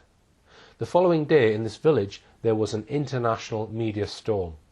The whole of Praia de Luz and its surroundings were crawling with police officers, and hundreds of people from Praia de Luz and the surrounding villages were searching for Madeleine as well. The mainstream news media had clearly been tipped off very early that this was going to be a major story. Not only did Madeleine McCann become the top story at breakfast time the following day, but by lunchtime the world's media were descending on the small town in droves. By mid-morning, could anyone have been unaware that a 3-year-old British girl was missing? Martin Smith, his wife, his daughter Aoife and 2 grandchildren stayed in Praia de Luz for a further week, while his son Peter and his family flew home to Ireland. The next day, 5th of May, just the same. Villagers, police, camera crews, journalists, everywhere. Madeleine was the top news item in Portugal, Britain, Ireland and all over the world. The police and the media were appealing for anyone with information to come forward. The Smith family had apparently seen a man carrying a blonde girl clad only in pyjamas late on the night in question. And days went by, 5th, 6th, 7th, 8th, 9th of May. On Wednesday the 9th of May, Martin Smith and his family flew back to their home in Drogheda Island. The 10th, the 11th, 12th, 13th, 14th and 15th went by. All this time, Madeleine remained top of the news on the TV and front pages of all the national newspapers in both Ireland and Britain. It wasn't until Wednesday the 16th of May, 13 days after Madeleine was reported missing, that the Smiths decided to report their sighting. So what was it, after 13 days of media frenzy, that prompted Martin Smith to contact the Irish police? Let us bear in mind that the one thing that Martin Smith was certain of when he made his formal statement to the police was that the man he claimed he'd seen for those fleeting few seconds was not Robert Murat. And why did he phone the police on that particular day, the 16th of May? Let's review what was happening to Robert Murat during this period. Murat is of English heritage but spent much of his early life in Portugal. He speaks fluent English and Portuguese. At the time the McCanns had their fateful holiday in Portugal, he was living part of the year in England and part in Portugal, where he had business interests. He had a young daughter in Norfolk, but was separated from his wife and going through a divorce. Whilst living in Norfolk, he acted as an official translator for Norfolk police. On the day the McCanns began their holiday in Praia de Luz, Saturday the 28th of April 2007, Murat was staying with his sister in Devon and, he says, renovating his grandmother's house. She had recently died. On Monday the 30th of April, just 2 days later, we know that he booked a ticket to fly to Portugal early the very next morning. According to Murat, he had been summoned to Portugal because he urgently needed to discuss his business affairs there. Murat had a girlfriend in Portugal, Michaela Walsuk. Her vision of events was that she had asked Murat to come over immediately because she was fed up waiting for Murat's divorce to come through. Had something happened the previous day, Sunday the 29th, which meant that he was urgently needed by someone? These are matters I hope to go into in depth in another film, focusing on the role of Robert Murat in this whole affair. In the event, in the early hours of Monday the 1st of May, his sister drove him to Exeter Airport. By 9:30 a.m. that morning, his plane had already touched down at Faro Airport. He then seems to have embarked on a round of meetings with Michaela, with his lawyer Francesco Pagaret, and with various business contacts and local people. On Friday the 4th of May, so he says, he woke up and learned from a passerby that a young British girl was missing. He immediately went up to the Ocean Club reception, spoke to the police and offered his services as a translator. His offer was readily accepted, given the sheer number of English people that the police now had to interview. And Murat was given the lead translating role, interpreting many important witness statements. But as he did so, suspicions about him grew. A journalist writing for the Mirror and the Independent, Laurie Campbell, is said to have spread rumours about him. I called Leicestershire Police back in the UK on Monday. Why? Because I was very suspicious about this man and his behaviour. Some of the stories that he was telling didn't ring true, his facts didn't add up. He was being very vague about his background, and he seemed far too interested and ready to give information to the media. Campbell had previously worked closely with Clarence Mitchell, Tony Blair's top media manipulator, who was appointed by the government 3 days after Madeleine disappeared to be the McCann's public relations spokesman and reputation manager. Then Murat started exhibiting some strange behaviour whilst translating for the police. Let's look at some observations made by one of the police officers, Inspector Pedro Veranda, who worked on the Madeleine McCann investigation. He was so concerned about him that he wrote this report, to be found in the police's records of the inquiry. Let's just list the allegations made against Robert Murat. 1. Displaying an unusual curiosity about the investigation. 2. Insistently and repeatedly questioned me about the identity of possible suspects. 3. Insistently and repeatedly questioned me about the strategy outlined by the head of the investigation. 4. Insistently and repeatedly questioned me about the work that might possibly have been considered for the coming days. 5. Unusual and absolutely inappropriate behaviour. 6. Covertly trying to catch glimpses of various items being prepared for the case files. 7. Persistently trying to influence the conduct of the investigation. Inspector Veranda was also concerned that Murat manifested an enormous knowledge about the function of the Ocean Club and manifested enormous knowledge about the routines followed by the McCann family. The question that we might well ask about all this is, was this merely Murat's personal curiosity about the investigation, or was he acting on someone else's instructions? Following these developments, on Sunday the 13th of May, there was an informal police identity parade with Jane Tanner. The police put her in a police van with a two-way mirror and caused several people to walk by the van. Robert Murat was one of those who walked by. As Dr. Conchalo Amaral says in his book, Jane Tanner was adamant Robert Murat was the man she had seen carrying the child near the McCann's apartment 10 days earlier. As we may discuss in another film, Murat looked nothing like the man Tanner later sketched as the abductor.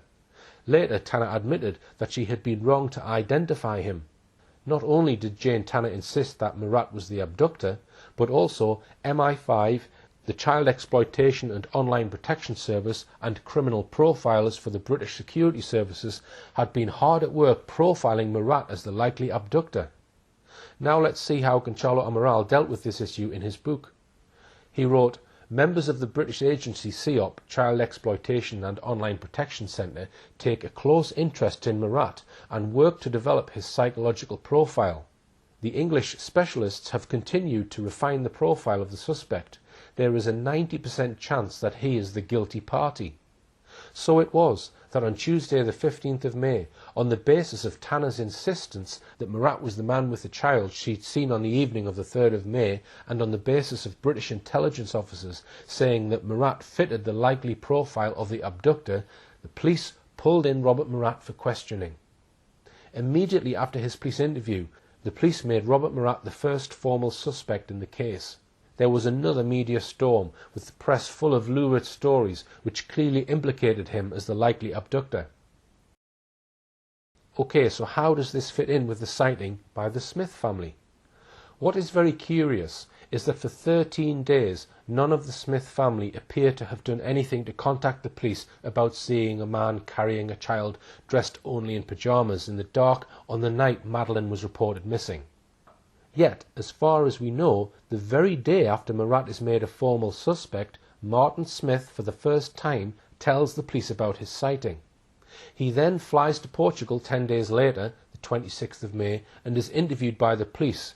And one thing Smith is adamant about is that the man he saw was not Robert Murat.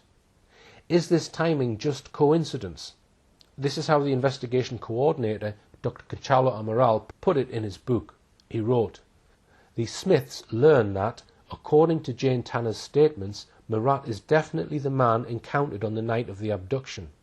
Mr. Smith then gets in touch with the Irish police to relate what he saw on the night of the 3rd of May. He insists categorically that the man they came across with the little girl in his arms was not Robert Murat. He is sure of it because he knows him." Let's examine why Martin Smith is said to have first contacted the police. The first story given by Martin Smith about why he had delayed so long was given in the Daily Mail in an article by Vanessa Allen on the 3rd of January 2008. Quote, "We were home 2 weeks when my son rang up and asked, was he dreaming? Or did we meet a man carrying a child the night Madeleine was taken? We all remembered that we had the same recollection. I felt we should report it to the police." Further on in the same report, we read this quote, "Initially the Smith family thought nothing more of the encounter, and even the next day when the story broke, they still didn't make the connection. We were home 2 weeks when my son rang me up and asked, was he dreaming? Or did we meet a man carrying a child the night Madeleine was taken? We all remembered the same recollection, and I felt we should report it to the police," said Mr. Smith. The same story was given to the Drogheda Independent 6 days later, on the 9th of January 2008. This time Martin Smith's son, Peter, is quoted. He said, "It was only after we were home 2 weeks that I remembered seeing him. At the time my attention was focused on looking after my wife. When I mentioned it, it jogged my father's memory, and he too remembered seeing the same man," Peter added. He went on, "We knew that what we had seen was so vague that we couldn't identify the guy." Pausing for a moment, let's bear this in mind as we proceed. What we had seen was so vague that we couldn't identify the guy. Madeleine's apparent abduction had been the top news story for 2 weeks. Neither Martin nor Peter Smith made any reference to the fact that it was on the day immediately following Murat being made a suspect that Peter started thinking about the man they'd seen 2 weeks earlier. Let's look at what he told the Portuguese police in his witness statement. He only became aware of Madeleine's disappearance the next morning from his daughter in Ireland. She had sent him a message or called him regarding what had happened. At this point, he thought that Madeleine could have been the child that he saw with the individual. Bear in mind, the townspeople and police were crawling all over Praia de Luz from the early hours of that first Friday morning looking for Madeleine. He tells the police that, on receiving this phone call from his daughter, he thought that Madeleine could have been the child he saw with the individual. So why, we must ask, did he not contact the police that very day, when the sighting should have been crystal clear in his mind? Why delay a whole 13 days?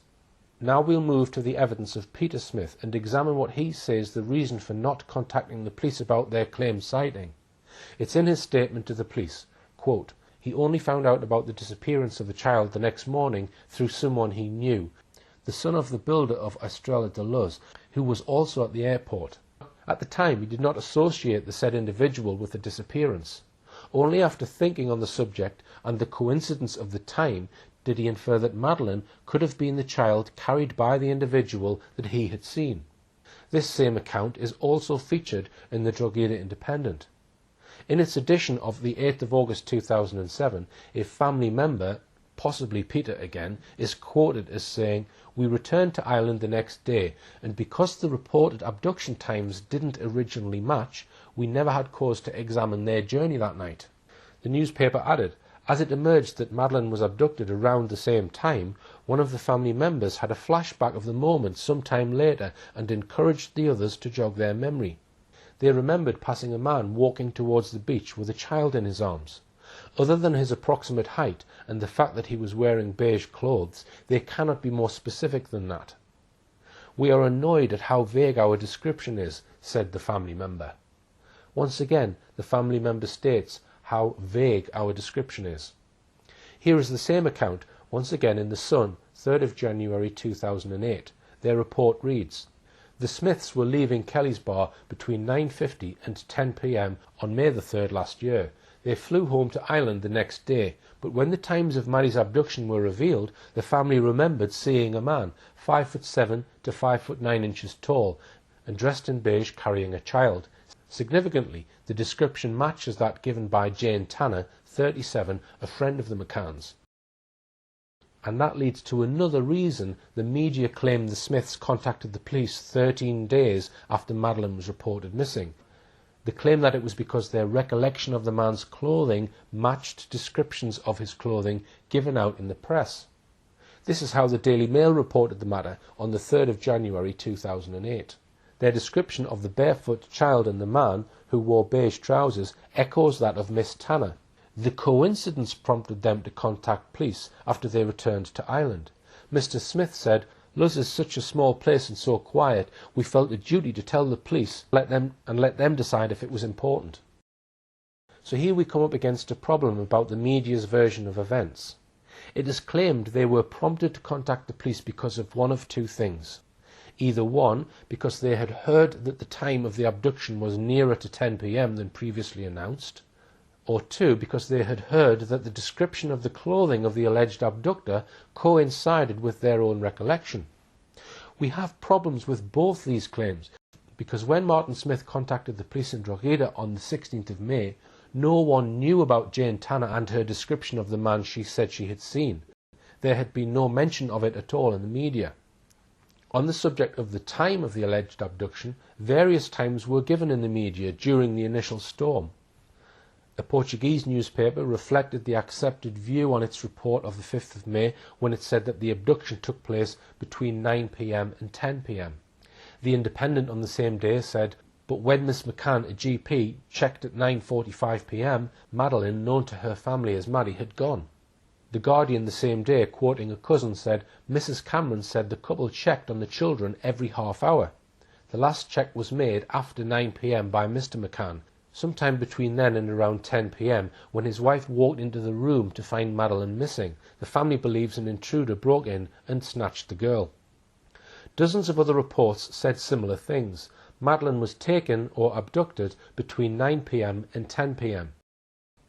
If the Smiths were not motivated to contact the police because of either of these two reasons, we can ask this question. Could the fact that they first contacted the police the day after a man they knew of was pulled in for questioning be significant? Why did Martin Smith make it clear in his statement he was absolutely certain the man was not Robert Murat? One problem we have is we can't be sure whether Smith was asked whether he thought the man could be Murat, or whether he volunteered the information without being asked. Here is the actual wording of the police report. In May and August of 2006, he saw Robert Murat in Praia de Luz bars. On one of these occasions, he was inebriated and spoke to everyone. He also states that the individual who carried the child was not Robert. He would have recognized him immediately. We should also bear in mind the quote from Gonçalo Amaral's book. The Smiths learn that, according to Jane Tanner's statements, Murat is definitely the man encountered on the night of the abduction. Mr. Smith then gets in touch with the Irish police to relate what he saw on the night of the 3rd of May. He insists categorically that the man they came across with the little girl in his arms was not Robert Murat. He is sure of this because he knows him. Despite the different reasons cited in the media for contacting the police that we discussed, Gonçalo Amaral's book seems to suggest a motive.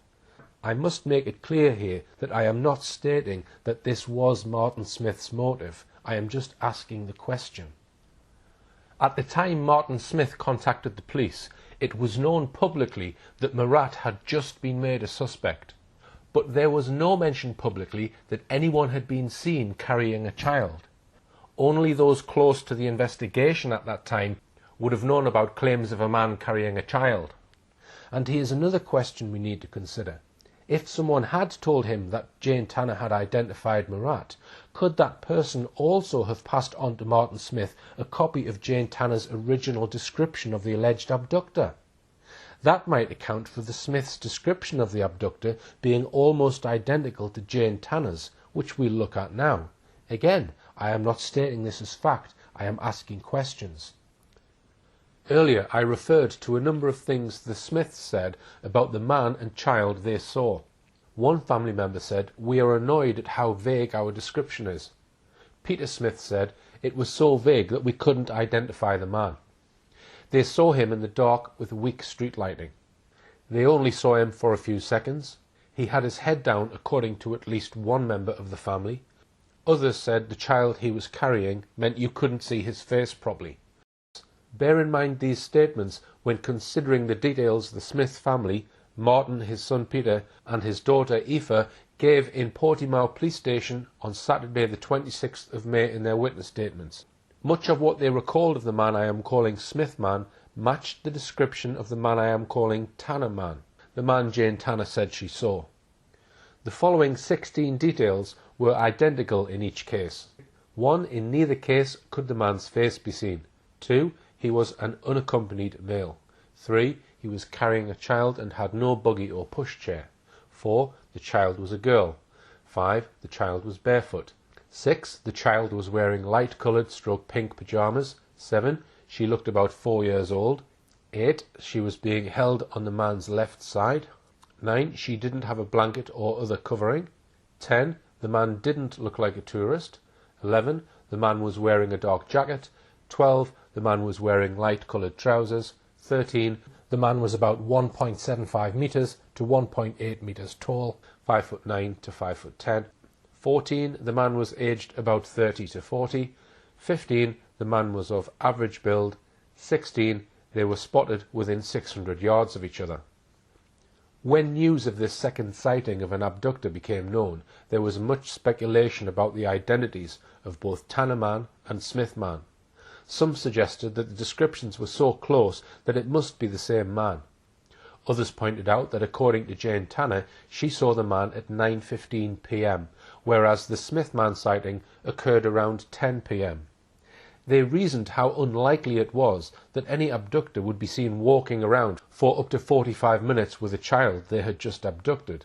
Most abductors, they said, would have made away rapidly in a car, assuming the abduction was planned. The uncanny similarity between the two descriptions, however, raises another awkward possibility. Namely, had the Smith family members not actually seen anyone at all, but merely copied from the description of Tanner Man? And again, I am not stating this as truth. I am stating it as a question. It might be a possibility based on the information we have available.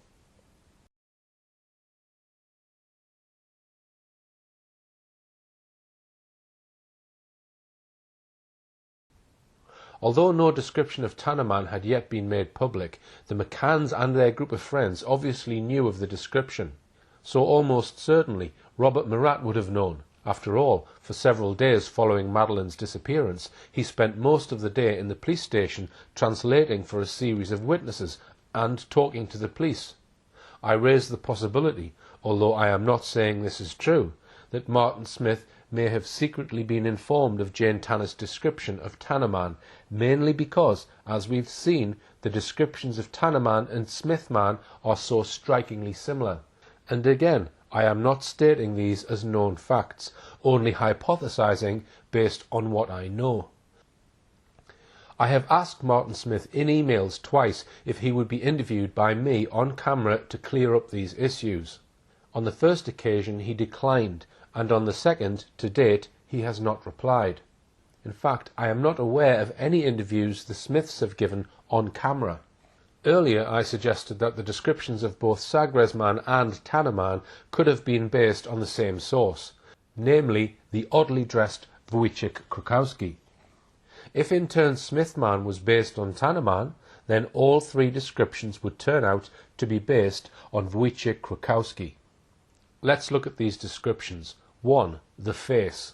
Sagres Man, Caucasian with Latin colouring of medium complexion. Tanner man, dark-skinned individual, couldn't see his face. Smith man, difficult to see his face in the dark, didn't appear to have a beard or moustache. 2. The age. Sagres man, between 35 to 40 years of age. Tanner man, aged 35 to 40. Smith man, Martin Smith says 35 to 40. Peter Smith says about 35, maybe older, while Aoife Smith suggests 20 to 30. 3. Height. Sagres man, around 170 to 175 centimetres in height, 5'7" to 5'9". Tanner man, about 1.7 metres tall, 5'7". Smith man, Martin and Peter Smith say he was about 1.75 metres to 1.8 metres tall, 5'9" to 5'11". Aoife Smith says 1.7 to 1.75, 5'7" to 5'9". 4. The hair. Sagres man, curly dark brown hair that ran down to the back of his neck and in a ponytail. Tanner man, very dark, thick hair, longer at the back. Smith man, all the Smiths say his hair was brown and shortish. Aoife says his hair colour was light brown, thick and long on top. 5. The jacket. Sagres man, he wore a cream-coloured cloth coat stroke jacket of the same material as his trousers. Tanner man, wearing a dark Duffy type jacket, but not that thick, a sort of anorak of the same material as his trousers. Smith man, the man was wearing a dark jacket. Martin Smith couldn't remember what top the man was wearing when first questioned, but later remembered that he wore a darkish top. 6. The trousers. Sagres man, he wore cloth trousers of the same material as his jacket. Tanner man, he was wearing linen-type chino-style cloth trousers, beige to golden in colour, like quartzite, of the same material as his jacket. Smith man, the man was wearing light-coloured trousers. Aoife Smith says beige in colour, cotton fabric, thicker than linen. Martin Smith says he was wearing cream or beige-coloured cloth trousers in a classic cut. 7. The shoes. Sagres man, his shoes he thinks were dark brown and of the type that needed to be shined or polished, i.e. leather. In his book, Dr. Conchalo Amaral says they were shoes of a classic type. Tanner man, his shoes were dark in colour, classic type. Smith man, no comments made. 8. The build. Sagres man, no comment made. Tanner man, slim physical appearance. Smith man, the Smiths all say average build, except that Martin Smith says he had an average build, a bit on the thin side. 9. Not a tourist. Sagres man, no comment made, but Conchalo Amaral writes in his book, Chapter 3, the stranger did not look like a tourist. Tanner man, by the way he was dressed, he gave her the impression that he was not a tourist, because he was very warmly dressed. Smith man, the man didn't look like a tourist. The Portuguese police report Martin Smith's evidence on this point as follows.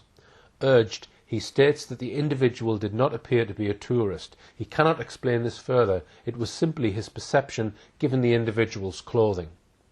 The three descriptions are not exactly the same, but the similarities are obvious.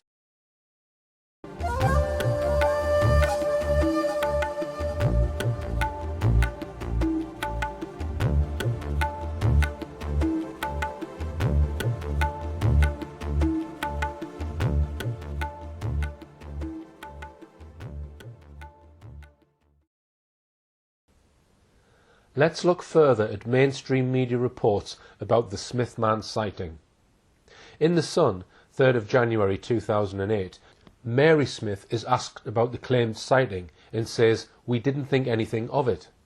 But in another paper, the Daily Mail, on the same day, Martin Smith is quoted as saying that his wife, without warning, approached the man with the question, "Oh, is she asleep?" He is said to have ignored her. Mary Smith declined to make a statement to the police confirming her evidence. Moreover, neither Martin Smith nor his two children, who did make police witness statements, referred to this alleged encounter in their statements. So, did Mary Smith not think anything of it? Or did she approach the man and ask him a question? In the same Daily Mail article, far from not thinking anything of it, Martin Smith is quoted as saying, "It was a disturbing encounter." Later in the same report, we get more details.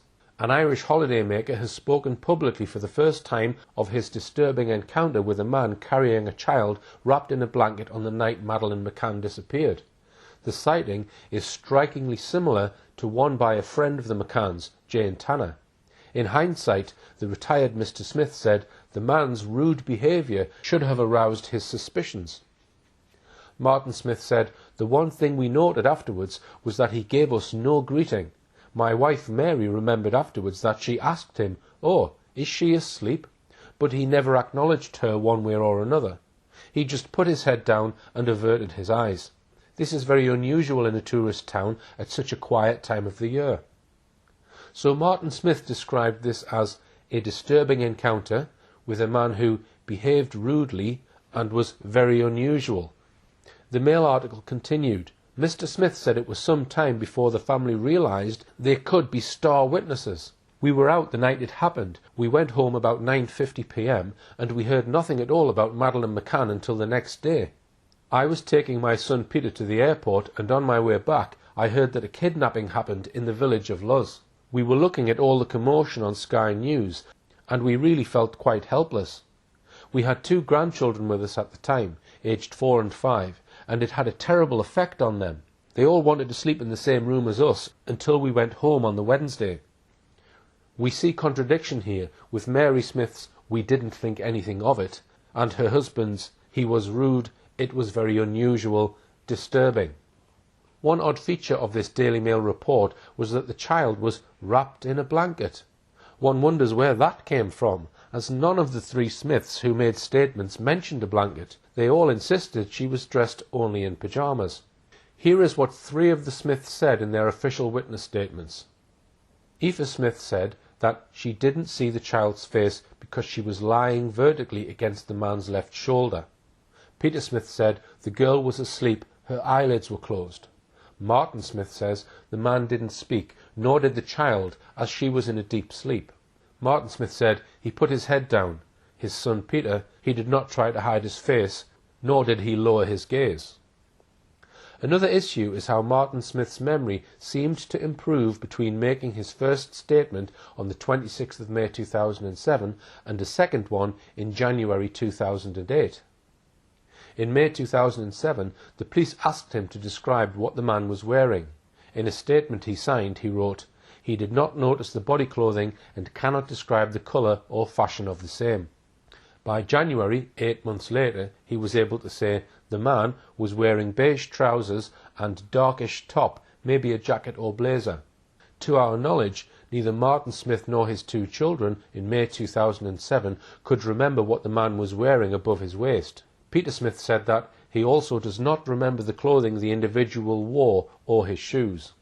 His younger sister, Aoife Smith, said that she did not see what he was wearing above his trousers, as the child covered him almost completely at the top. So it is interesting that Martin Smith claimed over 8 months later that the man was wearing a darkish top, maybe a jacket or blazer. I'm now going to look at the extraordinary claim made by Martin Smith over 4 months after he first reported his sighting. On the 20th of September, he phoned Leicestershire Police. This time he made the claim that the man he had seen over 4 months ago may have been Jerry McCann. Let's see how this development came about. Why did he think this? Because, he said, he had seen Jerry McCann on his return to England on the 9th of September on a TV news bulletin, walking down the steps of his plane carrying his son Sean on his left shoulder. And how did that enable him to say it was Jerry McCann that he saw back on the 3rd of May? Gonçalo Amaral supplies an answer in his book. It was, quote, that way of carrying his child, that way of walking.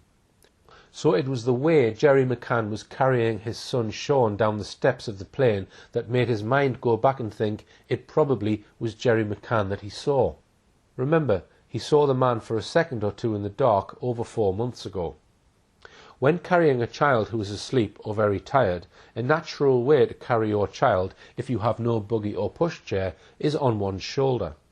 The twins were just 2.5 years old. It's normal for passengers with an infant that age to carry their child down steep aircraft steps on their shoulder. And it appears that Martin Smith didn't inform the police immediately he saw the news broadcast. The evidence suggests that he waited several days before doing so, 11 days in fact, as Leicestershire police records seem to show that Smith made the call on the 20th of September. He added that he was 60 to 80% sure it was Jerry McCann, based, it seems, on the way he was carrying his infant son on his shoulder. Gonçalo Amaral was told the news. He made provisional arrangements to interview Martin Smith again, but on the 2nd of October he was taken off the investigation by the Chief of Police and replaced by Paolo Rebello. And there the matter rested, until the McCann team began contacting Martin Smith and his family, probably around December 2007. And as I will show in a moment, very soon the McCann team began placing significance on the Smith man's sighting. Given that Martin Smith had been 60 to 80% sure in September that he had really seen Jerry McCann that night in May, that seems like a remarkable turnaround. I should also mention here another statement to be found in the police files of a sighting by a couple in the early hours of the 5th of May, just over 24 hours after Madeleine was reported missing. This alleged sighting was in Alvor, about 10 miles east of Praia de Luz. They say they saw a white van which pulled up in the middle of the road. A man got out carrying a child and staggered up a bank in a drunken manner. Soon after, they saw a woman who appeared worried.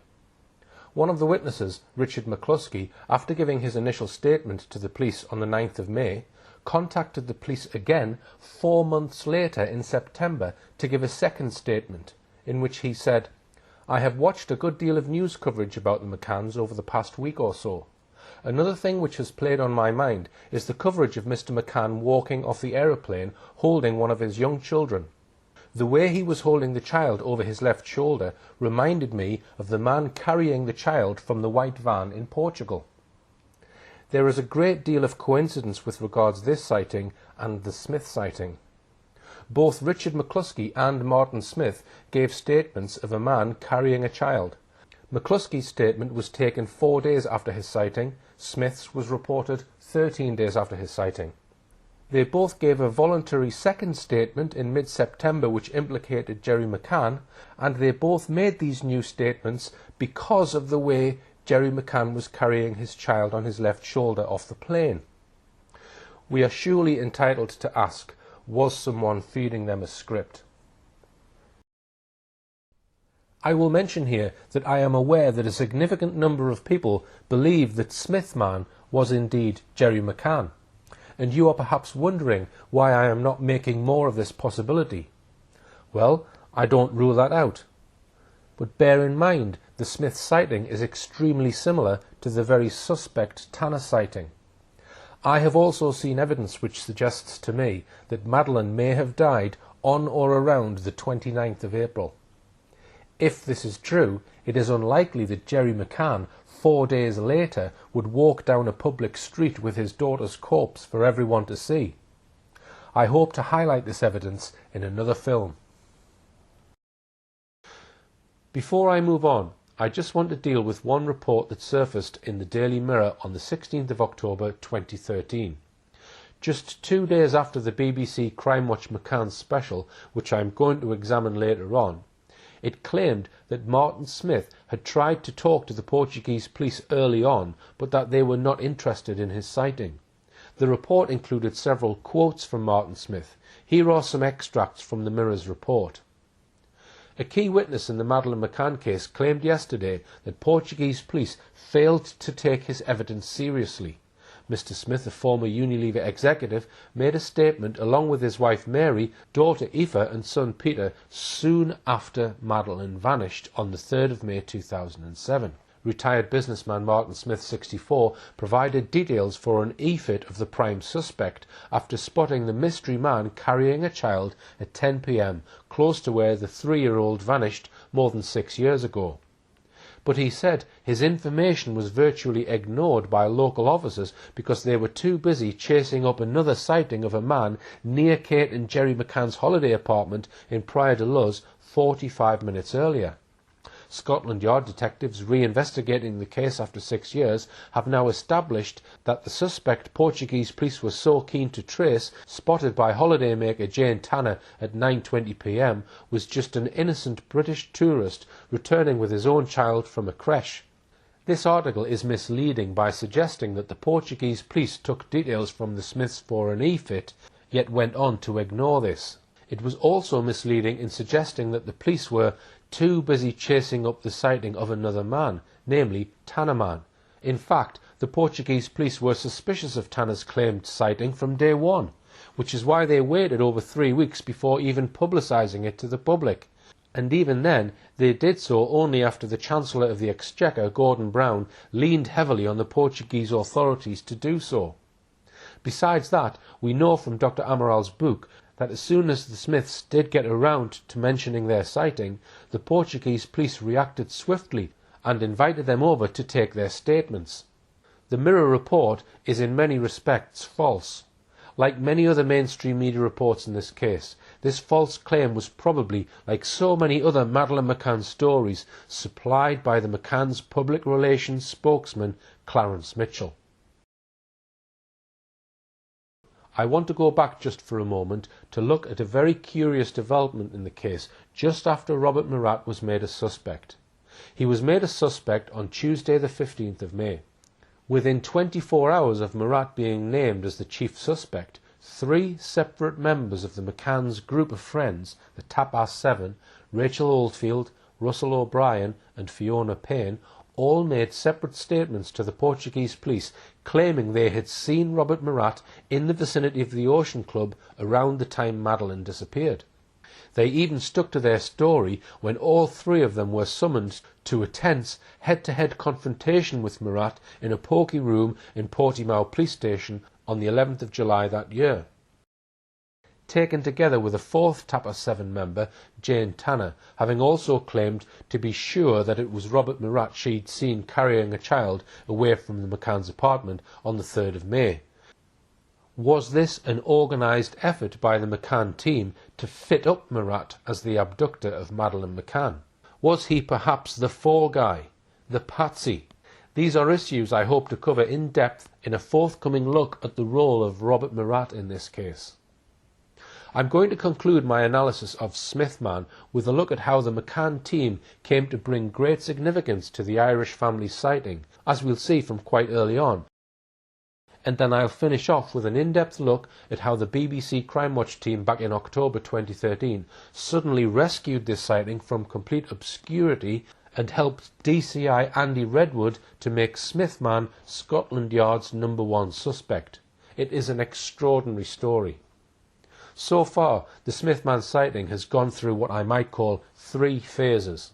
Phase 1, from the 3rd to the 15th of May 2007, an unreported sighting. The Smiths claimed to have seen a man carrying a child, but did not report it. Phase 2, from the 16th of May to the 20th of September 2007. A reported sighting. The Smiths report what they say they saw, and the Portuguese police interview 3 members of the Smith family. Phase 3, from the 20th of September to December 2007. Could it be Jerry McCann? Martin Smith triggers new interest in the sighting by claiming that he was 60 to 80% sure he really saw Jerry McCann that night in early May. I'm now going to look at what I'm calling Phase 4, January 2008 to November 2008. The McCanns take over the Smith sighting. To see how Phase 4 developed and how the McCanns and their team got involved, we need to go back and look at the press coverage in the first week of January 2008. The news of the McCann team's involvement with the Smithman sighting was first broken by Rupert Murdoch's son and the Daily Mail and Mirror on the 3rd of January 2008. The Sun report told us, private detectives hunting the Madeleine McCann case are to quiz an Irish family who may have been the last to see her alive. Martin Smith, his wife and children told cops they saw a man carrying a little blonde girl in Praia da Luz on the night Maddie vanished. Investigators from the Metodo 3 agency, hired by Maddie's parents, Jerry and Kate, are preparing to travel to Ireland to interview them. Mr. Smith, who has already spoken to Portuguese cops over the sighting, said yesterday, "I'd talk to anyone to move this investigation on. I think about Maddie every day," he added. "I found the Portuguese cops not to be the most efficient bunch." The Mirror report added this detail. The McCann spokesman said yesterday, "Our detectives are being very methodical and I am quite sure that this family will be on their list." We learned from that article that the investigators were from Metodo 3. In my earlier film, Buried by Mainstream Media, I showed what a disreputable agency Metodo 3 were. I also explained that the entire McCann private investigation team was run by Cheshire businessman Brian Kennedy. Mark Hollingsworth, who writes for the Evening Standard, wrote about the McCann's private investigations and is alleged to have said that key witnesses were questioned far too aggressively by Kennedy's investigators, so much so that some of them later refused to talk to police. The claim in the Mirror report that the Metodo 3 men were being very methodical was laughable. This was the outfit whose boss, Francisco Marco, had lied by boasting that Madeleine was alive and that his men knew where she was and were closing in on the kidnappers, and finally promised that Maddie would be home by Christmas. By the end of the month, Brian Kennedy had indeed made contact with the Smiths because of a letter sent on the 30th of January by Detective Sergeant Liam Hogan of the Garda Detective Branch in Drogheda to the Portuguese police. Hogan wrote, "He has been contacted by numerous tabloid press looking for stories. He has been contacted by Mr. Brian Kennedy, who was supporting the McCann family, to take part in a photo fit exercise." He added, "I do not believe that Martin Smith is courting the press, and in my view he is a genuine person. He is known locally and is a very decent person." What happened next in this story is shrouded in mystery. Martin Smith, to our knowledge, has said nothing publicly about it. The McCann team have said almost nothing. Most of what we know comes from a former top MI5 man. What we can distill from what little we know is the following.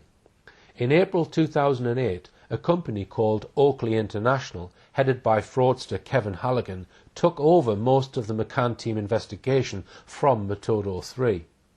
After working for the McCanns for barely 4 months and pocketing nearly £600,000 for his work for the team, Halligan went on the run from the police until October 2009, when he was finally run to ground in a £700 a night Oxfordshire hotel and taken to Belmarsh top security prison to await extradition to the US on a $2 million fraud charge. He was found guilty and served over 4 years in prison. Halligan employed as his right-hand man a man from Bury, Lancashire, called Henry Exton. Exton was the former head of MI5's covert intelligence unit, but fell from grace when he got a criminal record for stealing a bottle of perfume from Manchester Airport. The Sunday Times recently told us that Henry Exton, sometime during 2008, maybe together with others, visited the Smiths. We don't know where or when this mysterious meeting took place, but doing the best we can place the visit at some time between April and October 2008, most probably in the spring. What we also know on the record from him and the McCanns is that during this period he produced 2 e-fits. These were the ones shown on BBC Crime Watch in October 2013 and were then described as the central focus of the Scotland Yard investigation. Henry Exton, the McCanns, and now Scotland Yard are all united behind the claim that the Smith family produced these 2 e-fits. I am sceptical of this, and in a moment I will explain why. But first, let's move to what I am calling Phase 5 of the Smith sighting. January to May 2009, Smithman features in a pro-McCann documentary. Shortly after Kevin Halligan and his team were sacked in disgrace by the McCann team, Brian Kennedy appointed local man and former Detective Inspector Dave Edgar to lead the investigation. This was around November 2008. Some weeks later, another retired police officer, former Detective Sergeant Arthur Cowley, who lived in a cottage high up on Halgan Mount in Wales, was appointed to join him. Ostensibly, these 2 men were appointed to look for Madeleine. But in reality, it seems that they spent much of their time preparing for a very significant documentary on the Madeleine McCann case, produced by Mentone Media in association with Channel 4. It was this documentary that the McCanns used to promote their suggestion that Jane Tanner's Tanner Man and the Smith family's Smith Man might be the very same person. How likely was it that a man seen with an abducted child by Jane Tanner at 9:15 p.m. could be seen 45 minutes later, less than half a mile away, still carrying the abducted child? Not only were Tannerman and Smithman linked in the documentary, there were two separate discussions in the film about this possibility. During the documentary, 3 other sightings of suspicious-looking men were also discussed, as well as Tannerman and Smithman. The most likely sighting of Madeleine and her abductor was by Jane Tanner, a friend of the McCanns. In the files, Kate believes another witness statement from an Irish family describes a very similar sighting to Jane's, less than a mile from the McCann's apartment. The reason why this is significant is both sightings were given independently. So when this family gave their statement, they weren't aware of Jane's description, and there's actually quite a lot of similarities. And it does beg the question, I mean, how many people carry their children on a cold night not covered, you know, nothing on their arms or the feet, no blanket. Now either there's been 2 people carrying children in that way who haven't come forward to eliminate themselves, or potentially they're related. But you think that child is Madeleine? I think there's a good chance it could be Madeleine. Certainly the description there sounds to me like Madeleine. Kate and the Find Madeleine campaign coordinator travel to the search team's offices. They want to discuss the details of the upcoming reconstructions and 3 potentially key witness statements that all tell of a man hanging around the McCann's apartment in the days leading up to May the 3rd, 2007.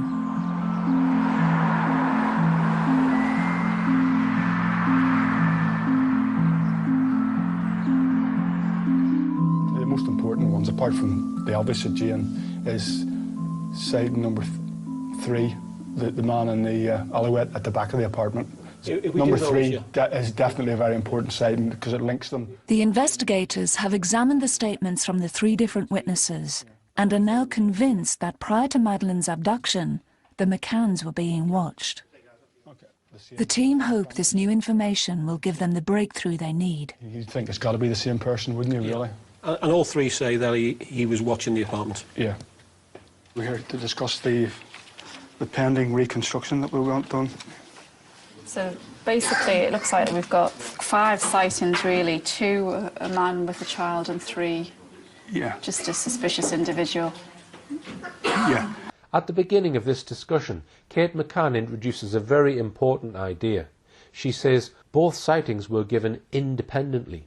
But what did Gonçalo Amaral say in his book? The Smiths learn that, according to Jane Tanner's statements, Murat is definitely the man encountered on the night of the abduction. Mr. Smith then gets in touch with the Irish police to relate what he saw on the night of May the 3rd. Were they working from the same script? Let's now look at the second time Smithman comes up in this documentary.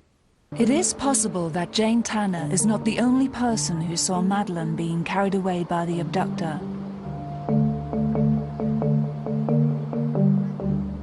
40 minutes after Jane's sighting, and half a mile away from the McCann's apartment, a family also saw a man carrying a young girl away from the town. Later, the witness thought that this might have been Jerry McCann, but this was investigated and ruled out by the Portuguese police. A man was seen here carrying a child just before 10 p.m. on the night Madeleine was abducted. When the man saw the family, he appeared furtive and veered off to one side and carried on walking. But obviously anyone carrying a child at night, it's really important. We need to find out who this person was. I was with my family. We'd been out for the night and we were walking up this street when I saw a man and he was carrying a child. I thought they were father and daughter, so I wasn't so suspicious. The girl was about 4. She looked like my granddaughter, blonde hair, pale white skin, typically British.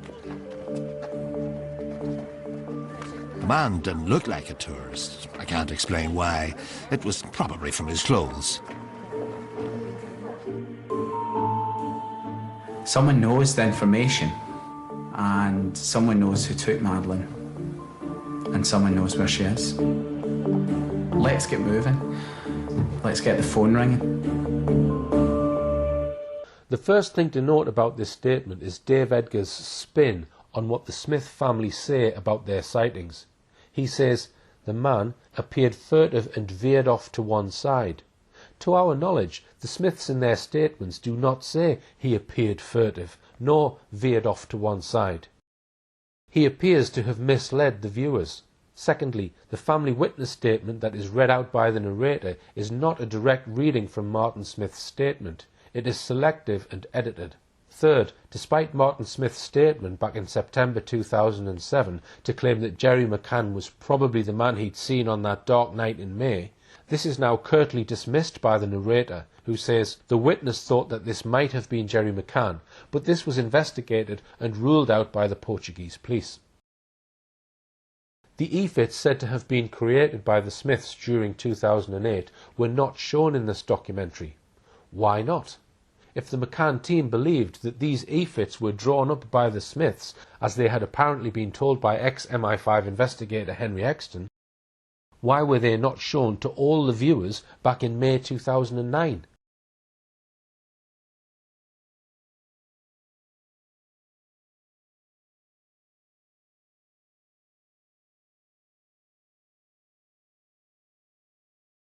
That's not an easy question to answer, but let's try, with the help of a curiously worded apology published by the Sunday Times in December 2013.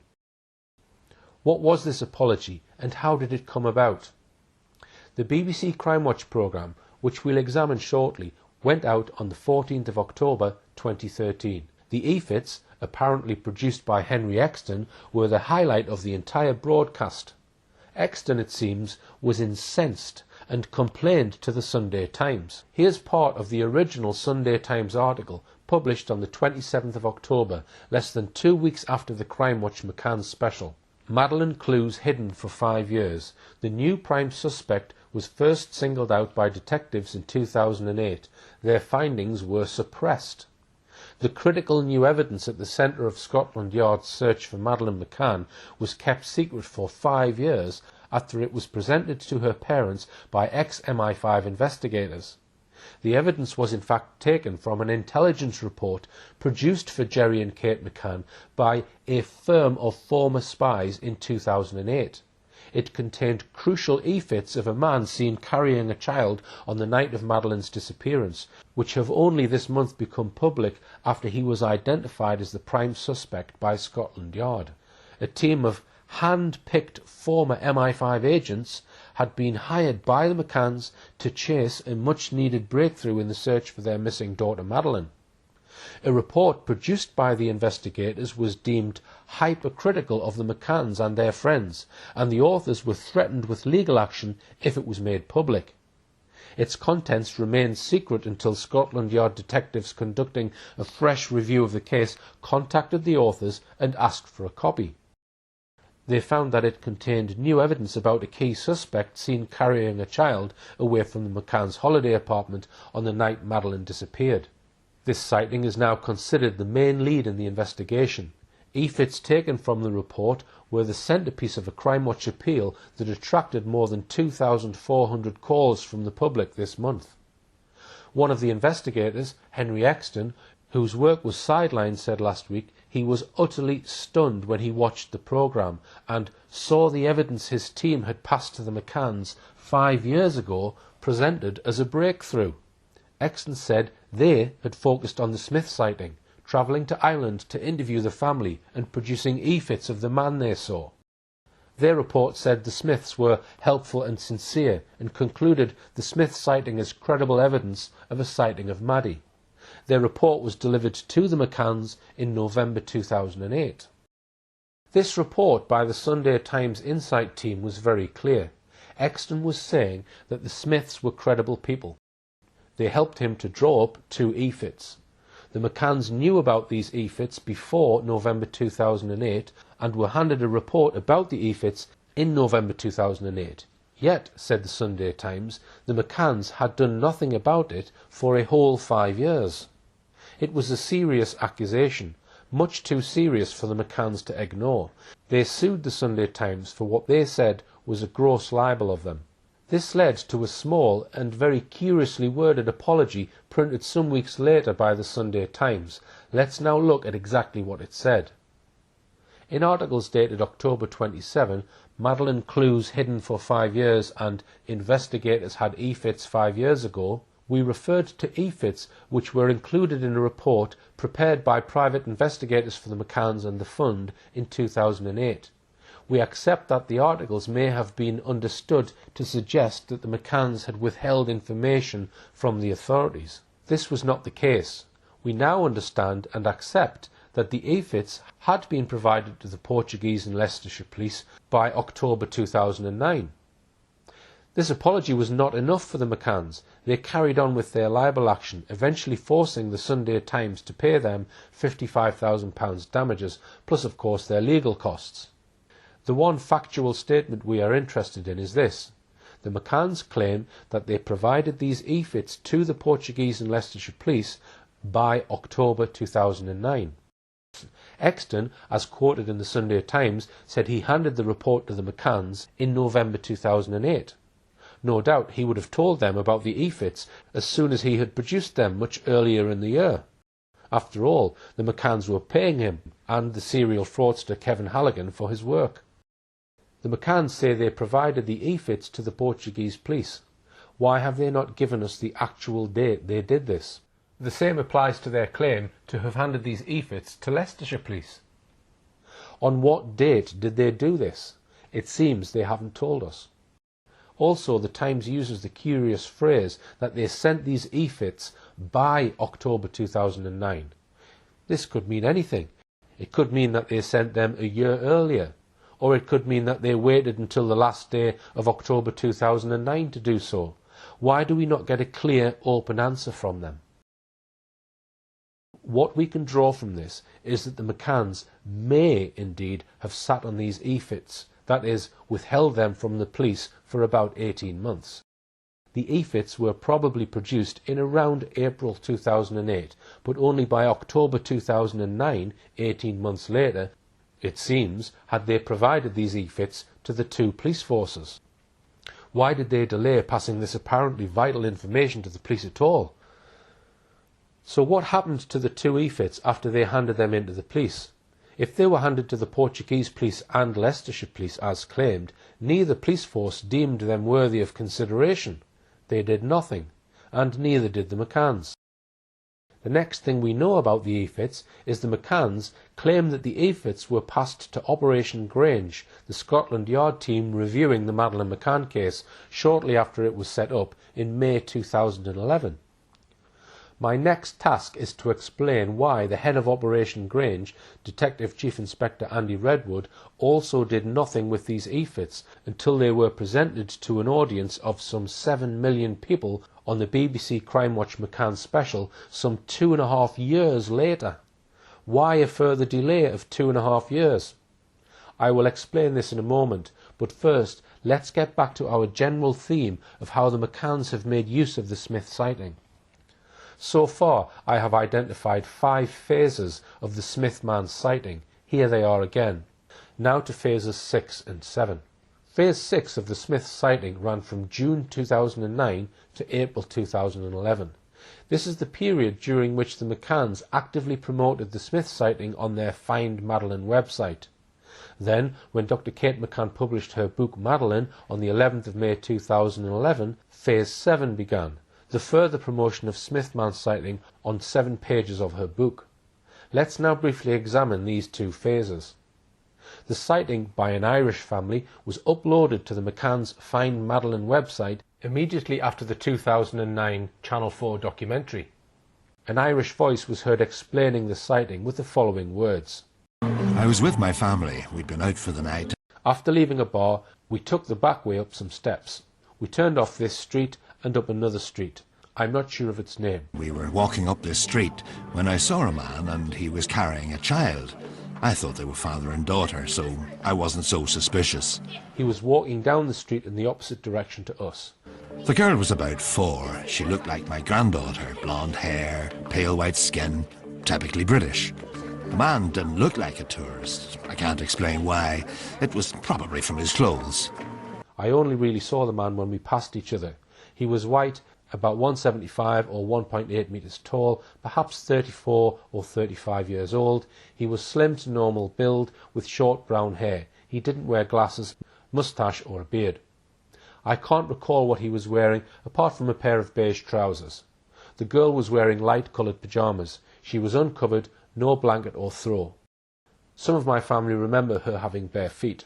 He was carrying the girl over his arms with her head against his left shoulder. He looked a bit uncomfortable in the way he carried her. This followed the wording of Martin Smith's initial statement very closely, except for one curious thing. In his witness statement, he had said that the man was about 35 to 40 years old. Now this statement says he was perhaps 34 or 35 years old. Why is the age more precise? This new estimate of the man's age as 34 to 35 also appears in Kate McCann's book 2 years later. We can see here that Martin Smith's original statement has been adapted, maybe to make it appear more credible. We wonder how much did Martin Smith actively cooperate in the making of this Channel 4 documentary and his message being put on the McCann's website. He was and is a potential witness in this case. He must presumably have been asked for permission to place his sighting on the McCann's website. Was he asked to allow the documentary makers to change his statement about the man's age from 35 to 40 to 34 to 35? If so, when did Martin Smith agree to this? Why was the statement changed, and who made the decision to change it? These are important questions which remain unanswered. What would happen if he was put in the witness box and a barrister put this to him? Mr. Smith, you told the police the man you saw was 35 to 40 years old. Why and when did you change your mind about this? So we've had a look at Phase 6. Now what about Phase 7? The further promotion of the Smith man sighting on 7 pages of Kate McCann's book. If we look through Kate McCann's book, we see several clear references to Smith man. Page 98. We subsequently learned that less than 50 minutes after Jane's sighting, when I still had to discover that Madeleine was missing, a family of 9 from Ireland had also seen a man carrying a child, this time on Rua de Escola Primaria, a few minutes' walk from apartment 5A, heading towards Rua 25 de Abreu. Their description was remarkably similar to Jane's. The man was in his mid-30s, 1.75 to 1.8 metres tall, and of slim to normal build. These witnesses, too, said this person didn't look like a tourist. They felt it might have been because of what he was wearing. They also mentioned cream or beige trousers. The child, a little girl about 4 with medium blonde hair, lying with her head towards the man's left shoulder. She was wearing light-coloured pyjamas, had nothing on her feet, and there was no blanket over her. The man did not look comfortable carrying the child, as if he wasn't used to it. In this short paragraph, Kate calls the 2 descriptions remarkably similar and mentions as many as 11 distinct similarities. It is clear that Kate is suggesting that Smith man was a genuine sighting and probably the same man seen by Jane Tanner. Again on pages 328 and 329, Smith man is referred to, and Kate now suggests it is the same man. Quote, "Who knows why there was a 45-minute gap between the 2 sightings, or where this man might have been in between? I have long ago stopped trying to come up with answers, because I don't think I need to. If the child was Madeleine, and in 4 years no father has ever come forward to say it was him and his daughter, why would we assume that he was behaving normally or logically? There is nothing normal about stealing a little girl from her bed, so why should his subsequent actions be predictable?" She goes on to speculate. The abductor would hardly have been expecting to see Jane walking towards him as he escaped, let alone have anticipated that Jerry would be standing talking around the corner. Whatever plan was in his mind, he might very well have been forced by these near misses to change it pretty quickly. Then finally, on pages 370 to 372, we get a direct comparison from Kate between Jane Tanner's Tannerman and Martin Smith's Smithman. Kate McCann is right to say that the similarities are striking. The only description that differs significantly is in the colour and the length of the man's hair. There is one curious statement she makes in her book, though, page 371. She says that Jane saw a man 5'10" in height, 1.78 metres, making the man the same height as Smith man. But if you look at Tanner's statement, it indicates that the man was only 1.7 metres tall, which would make him only 5'7". Why the change of about 3 inches? Kate says in her book, the man's height was recorded incorrectly in her, meaning Jane Tanner's, statement. How does she know this? So we have seen in phases 6 and 7 how the McCanns made significance of the Smith man sighting. People bought her book and read about Smith man. People kept visiting the McCanns' website and heard the Irish family's account of the sighting. But now we move on to the most vital new phase in the development of the Smith sighting. Phase 8, Operation Grange gets the Smith man EFITs and spends over 6 months planning a BBC programme to promote them. We know, as it's been admitted by the McCanns and Operation Grange, that very early on in the history of Operation Grange, the McCanns handed the EFITs to the senior investigating officer, DCI Andy Redwood. Operation Grange, based at Belgravia Police Station, was set up in May 2011 when Prime Minister David Cameron was pressurised by Rebecca Brooks, the Chief Executive Officer of Rupert Murdoch's News International empire, to set it up. We can assume that DCI Redwood had these 2 EFITs by the summer of 2011. One news report said it was August 2011.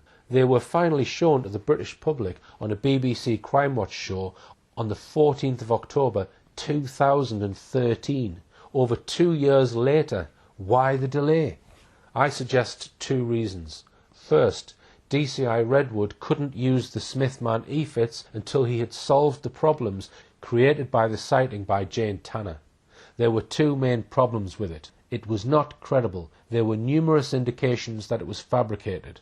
And, as we've just seen, how could you possibly explain a man walking around a small town for 45 minutes with a child you've just abducted?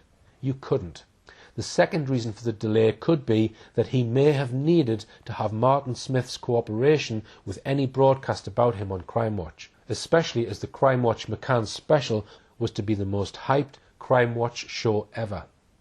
We know on the record that DCI Redwood had 2 interviews with Martin Smith, one in 2012 and one in 2013, as the Crime Watch programme was being planned. We don't know if these meetings took place by DCI Redwood going to Ireland or Martin Smith flying to London.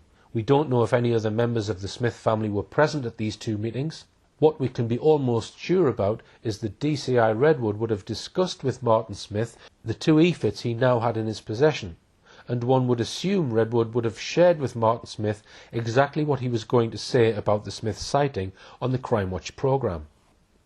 Strangely, although DCI Redwood made a huge deal of the EFITs and made reference to the sighting by an Irish family, he did not actually say on Crime Watch that the Smiths produced the EFITs.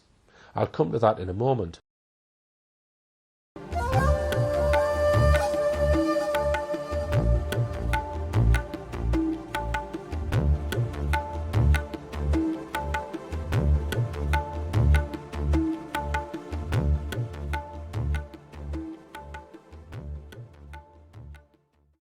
Back in July 2008, when Dr. Amaral published his book, The Truth of the Lie, he was persuaded that the Smiths had honestly described their sighting.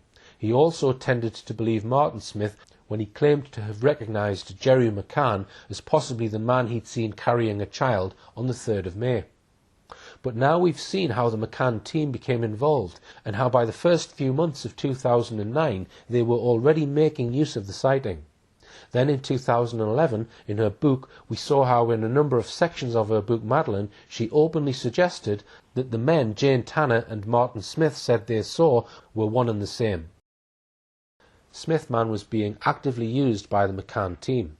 Gonçalo Amaral had believed that Smithman might well be Jerry McCann, but now the McCanns were strongly suggesting he was the abductor. And now we move on to consider the last phase of Smithman, Phase 9, October 2013, Smithman revealed by Scotland Yard as the chief suspect. Let's now look at the relevant part of the transcript of the BBC Crime Watch McCann special on the 14th of October 2013. Madeleine and her siblings, Sean and Amelie, were staying in the front bedroom, which looked out onto the front car park. Madeleine was in a bed and the two children were in travel cots between Madeleine's bed and the bed that was nearest to the window. The careful and critical analysis of the timeline has been absolutely key. Primarily, we're focused on the area between 8:30 and 10. We know that at 8:30, that was the time that Mr. and Mrs. McCann went down to the tapas area for their dinner, and we know that at around 10 p.m. that was when Mrs. McCann found that Madeleine was missing. One of the most pivotal events on the timeline was Jane Tanner's sighting of a man carrying a child. He was walking in this spot just meters from where Madeleine had been sleeping. This man was widely thought to be Madeleine's abductor, but the team was taking nothing for granted. One of the things that we picked up very quickly was the fact that there was a night creche that was operating from the main Ocean Club reception, and 8 families had left 11 children in there, and one particular family we spoke to gave us information that was really interesting and exciting. In fact, I would say it was a revelation moment when, having discussed with them what they were doing on the night, they themselves believed that they could be the Tanner sighting. The British father had collected his 2-year-old daughter from the creche. He had been walking near the McCann's apartment. This is the actual photograph taken by Metropolitan Police officers of the man dressed in the kind of clothes he wore on holiday. This image was compared to the artist's impression. It is uncannily similar, and we know the pyjamas that their child was wearing, that it is, again, uncannily striking the similarity. So what you're saying is that the timeline that everyone was working on for years in this case was wrong? We're almost certain now that this sighting is not the abductor. But very importantly, what it says is that from 9:15, we're able to allow the clock to continue to move forward. And in doing so, things that have not been quite as significant or received quite the same degree of attention are now the centre of our focus. This was an enormous discovery for the team, an innocent explanation for the suspect who'd been at the centre of the case for 6 years. Their attention quickly turned to another sighting, which could now be the key to the entire mystery. It was here at 10 p.m. that an Irish family witnessed another man carrying a child. They saw him come down the hill from the direction of the Ocean Club, heading that way towards the beach. Could this have been Madeleine and her abductor? So, Redwood had effectively claimed to the British nation that he had traced, identified and eliminated the chief suspect, Tanner Man. He was almost certain, he told Crime Watch viewers. What now? Then, as we saw, Redwood came up with another bombshell. His chief suspect was now Smith Man, the man the Irish family said they'd seen. And he produced 2 e-fits of the suspect. Here they are. But when Crime Watch showed us these 2 e-fits, Redwood appears to have been guilty of some cunning sleight of hand. Let's just listen carefully to the actual words used on Crime Watch. It was here at 10 p.m. that an Irish family witnessed another man carrying a child. They saw him come down the hill from the direction of the Ocean Club, heading that way towards the beach. Could this have been Madeleine and her abductor? He was a white man with brown hair, and the child that he had in his arms was described as being about 3 to 4 years of age, with blonde hair, possibly wearing pyjamas, a description very close to that of Madeleine McCann. 2 of the witnesses helped create e-fits of the man they saw. Today, for the first time, we can reveal the true significance of these images. This could be the man that took Madeleine, but very importantly, there could be an innocent explanation. The e-fits are clear. Notice that presenter Amrul Awala does not actually say that these 2 e-fit images were produced by the Smith family. He refers, for some reason, only to the 2 witnesses. Then he says that the 2 e-fits of the man are clear. but most people who have looked at these two images suggest that they look to be images of two entirely different people. Moreover, computer experts have analysed the two images and consider that the two images have been produced on different EFIT computer programs. One image is grainy, the other is sharper. If they were, as claimed, drawn up by two members of the Smith family, why do they look like they were generated using different software? But still more relevant, why, if we are looking for just one man, do we get two images which, to most people, look like quite different blokes? The man on the left, when compared to the man on the right, has a fatter face, has a rectangular-shaped face. The man on the right has a triangular-shaped face. His curly hair brushed back, unlike the crew cut of the man on the right. He has thicker lips, has a shortish, flattish nose compared with the long, thin nose of the man on the right. It is highly unusual for the police to show two different EFITs of one man they are really looking for. It's even more unusual for a pair of EFITs to reveal so many different features. Why did the police not get the Smiths to come up with one composite EFIT of the man they said they desperately wanted to trace? But on top of that is the question of how an EFIT could have been constructed, bearing in mind the Smiths' initial statements. They only saw him for a few seconds, it was dark, the street lighting was weak, they all said that the child covered the man's face, so they couldn't see what he looked like. Each of them told the police explicitly that they would not be able to recognise the man if they saw him again. Here are the statements made by each of the Smiths about the man they said they saw. He did not wear glasses and had no beard or moustache. He did not notice any other relevant details, partly due to the fact that the lighting was not very good. He did not notice the body clothing and cannot describe the colour or fashion of the same. It is not possible for him to recognise the individual in person or by photograph. He does not remember if he wore glasses or had a beard or moustache. He did not notice any other relevant details as the lighting was bad. He also does not remember the clothing the individual wore or his shoes. He states that he did not notice those details. What we had seen was so vague that we couldn't identify the guy. At the time we saw his face, but now cannot remember it. She thinks that he had a clean-shaven face. States that probably she would not be able to recognise either the individual or the child. Bearing in mind these statements, how could any EFITs realistically have been produced? In my email to Martin Smith on the 21st of January 2015, I wrote, "Dear Martin, I am continuing to research the events surrounding the Madeleine McCann case, and I would like to ask you if you would do an interview for a possible TV film. I am led to believe that the EFITs which were featured on Crime Watch UK in October 2013 were both derived from yours and or members of your family's descriptions of the man you saw. There is some confusion about these EFITs, not least the fact that they were never released until 5 years after they were produced. Would you be willing to be interviewed just to clear up what the sequence of events was after you had the sighting? If you are unable to do an interview, can you tell me in an email, 1. Who asked you to do the EFITs, 2. Which organisation drew the EFITs, 3. When were the two EFITs done and were they done at the same time and place, 4. Which person in your family was the witness for each of the EFITs, 5. Did you expect the EFITs to be made public when you made them, 6. Did you think it strange that they were not made public?" To date, I have had no response from Martin Smith.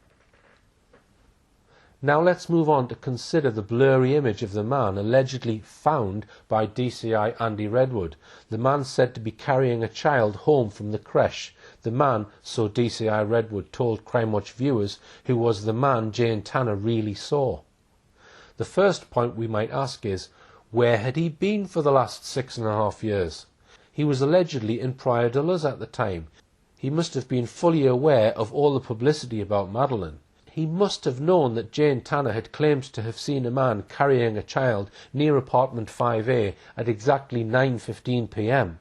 He probably saw, or was at least aware of, all the documentaries about Madeleine, all the news items, the TV interviews by the McCanns on such programmes as Oprah Winfrey and Piers Morgan. To say the least, this raises a major question about the validity of DCI Redwood's claims about this unnamed man suddenly having come forward after 6.5 years. Let's look back for a moment exactly what the Crime Watch programme told us about this man who'd suddenly contacted DCI Redwood. One particular family we spoke to gave us information that they themselves believed that they could be the Tanner sighting. The British father had collected his 2-year-old daughter from the crash. He had been walking near the McCann's apartment.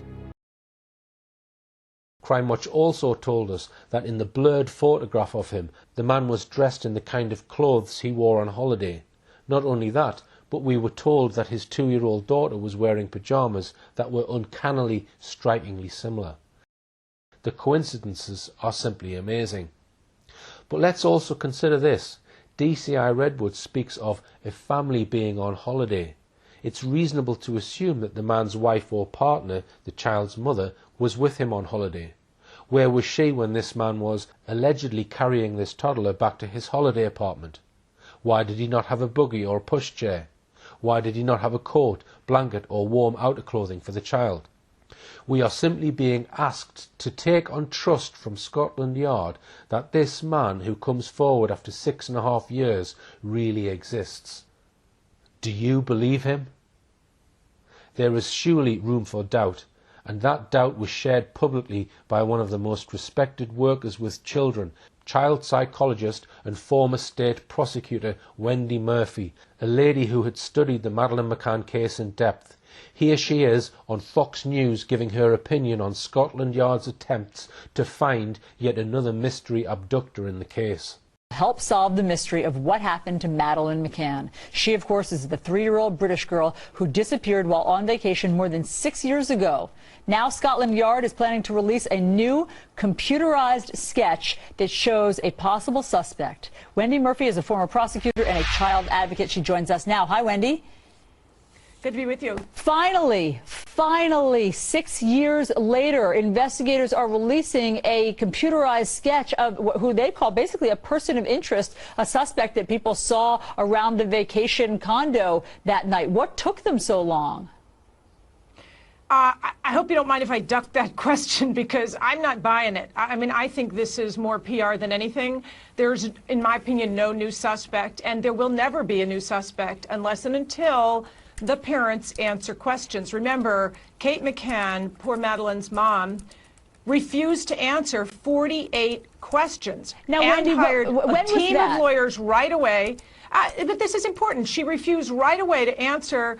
She hired lawyers right away, refused to answer 48 questions. Things like, what did you see when you walked into the room where your child was supposed to be sleeping? I mean, I am so not interested in being dragged down a rabbit hole about fake suspects. Now, and I think this is all related to a civil suit now underway in Portugal. The McCann sued the former police chief for defamation. Because he wrote and now this Kate book, this alleged tell-all book. Yes. But Wendy, hold on. Let me tell you the other side of this. Because there's a lot of evidence on the side of the parents being completely innocent as well. They say that the Portuguese police never took the case seriously. They never did the kind of investigation that we certainly would have done here in the United States, which is talking to other people at the vacation, where they were vacationing in Portugal. Furthermore, Kate and Jerry, the parents, have appealed to their country's Prime Minister, David Cameron, for help on this investigation. Is that something you do if you're trying to stay under the radar and you feel guilty?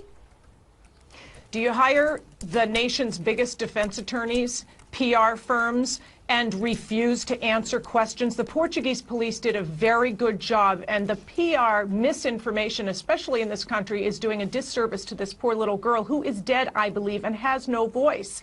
The libel suit currently underway in Portugal is important because the McCanns sued that ex-police chief, claiming he lied about them in his book. Now, Kate McCann wants to testify in writing because she doesn't want to submit to cross-examination.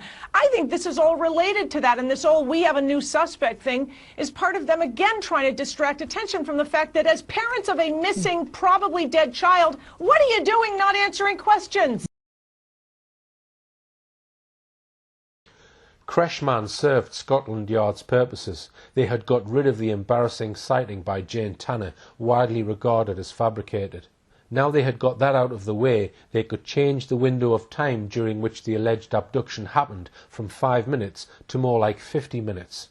And they had a brand new abductor, Smith man. But in this film, we've traced this series of 4 alleged abductors and found all 4 with inconsistencies. First, we considered Sagres man. We showed that the claim by Nuno Lourenco that Krakowski, on holiday from Poland for a week, had tried to snatch his daughter lacked credibility. It seemed he couldn't recall on what date it was supposed to have happened, and he didn't bother telling the police about it for days. We exposed the attempt to suggest that the McCanns were also in Sagres, and that Krakowski had seen Madeleine there as no more than a media invention, completely unsubstantiated. Then we saw the evidence that Jane Tanner's statement may have been fabricated and seemingly based on the same description that Nuno Lourenco gave about Krakowski. Next we saw that the sighting of Smith man by the Irish family had numerous problems, not least why it took so long to report their sighting, and the later enhancements to the sightings made by them or by others. Finally, we have examined the unlikely creche man, which is a tale full of improbability and the most unlikely coincidences. Only one of these men has been proven to be real, and that is Sagres man, the man described by Nuno Lourenco, and he was actually Wojciech Krakowski. Is it possible that Nuno Lourenco, primed by others, deliberately invented a tale about an attempted abduction of his daughter? Is it possible he told his unlikely tale to the Portuguese police on the morning after Jane Tanner described her sighting, in order to try to convince the police that there was an abductor? Especially when one considers all the evidence in my previous film, there probably never was an abductor at all. It certainly seems that way. Was the description of Smith man another fabrication, and why was it almost identical to the descriptions of Sagres man and Tanner man? After all, apart from these 4 alleged abductors, what other evidence of an abduction do we actually have? To my knowledge, there is none. In my previous film, we looked at some of the many contradictions and changes of story surrounding these claims. Apart from what the McCanns themselves say, what actual independent forensic evidence do we have of an abductor? Is there any forensic evidence, footprints, fingerprints, hairs, clothing fibres, DNA, anything in fact? It seems there is none. The only complete fingerprint found on the window was actually that of Kate McCann, suggesting that she may have been the last person to handle the window, sometime shortly before the police were called. Did anyone hear this mystery abductor, maybe lifting the shutters, entering or fleeing the building, the noise of a child, anything at all in fact? Again, absolutely nothing. I'm going to wrap up this film by stating that this video and my previous videos on this case have been made with almost zero funding. I would argue that I have exposed much of the disinformation and got closer to the truth about what really happened. I want you to compare my videos with the information you have seen put out by mainstream media, who have got almost limitless resources. Looking at what I have managed to uncover and put forward in these films as a one-man operation, it should have been fairly straightforward for mainstream media to do the same. It should have been easy for them to carry out investigative journalism and do a similar job to me. But I hope I have fully demonstrated that this is not what mainstream media are about. In fact, I would argue they have helped mislead and therefore hide and bury the true story of Madeleine McCann. Exercises like the Leveson inquiry are no more than psychological operations to try and show the media are being brought to book. Nothing could be further from the truth. Thank you for watching, and please copy and distribute this film freely.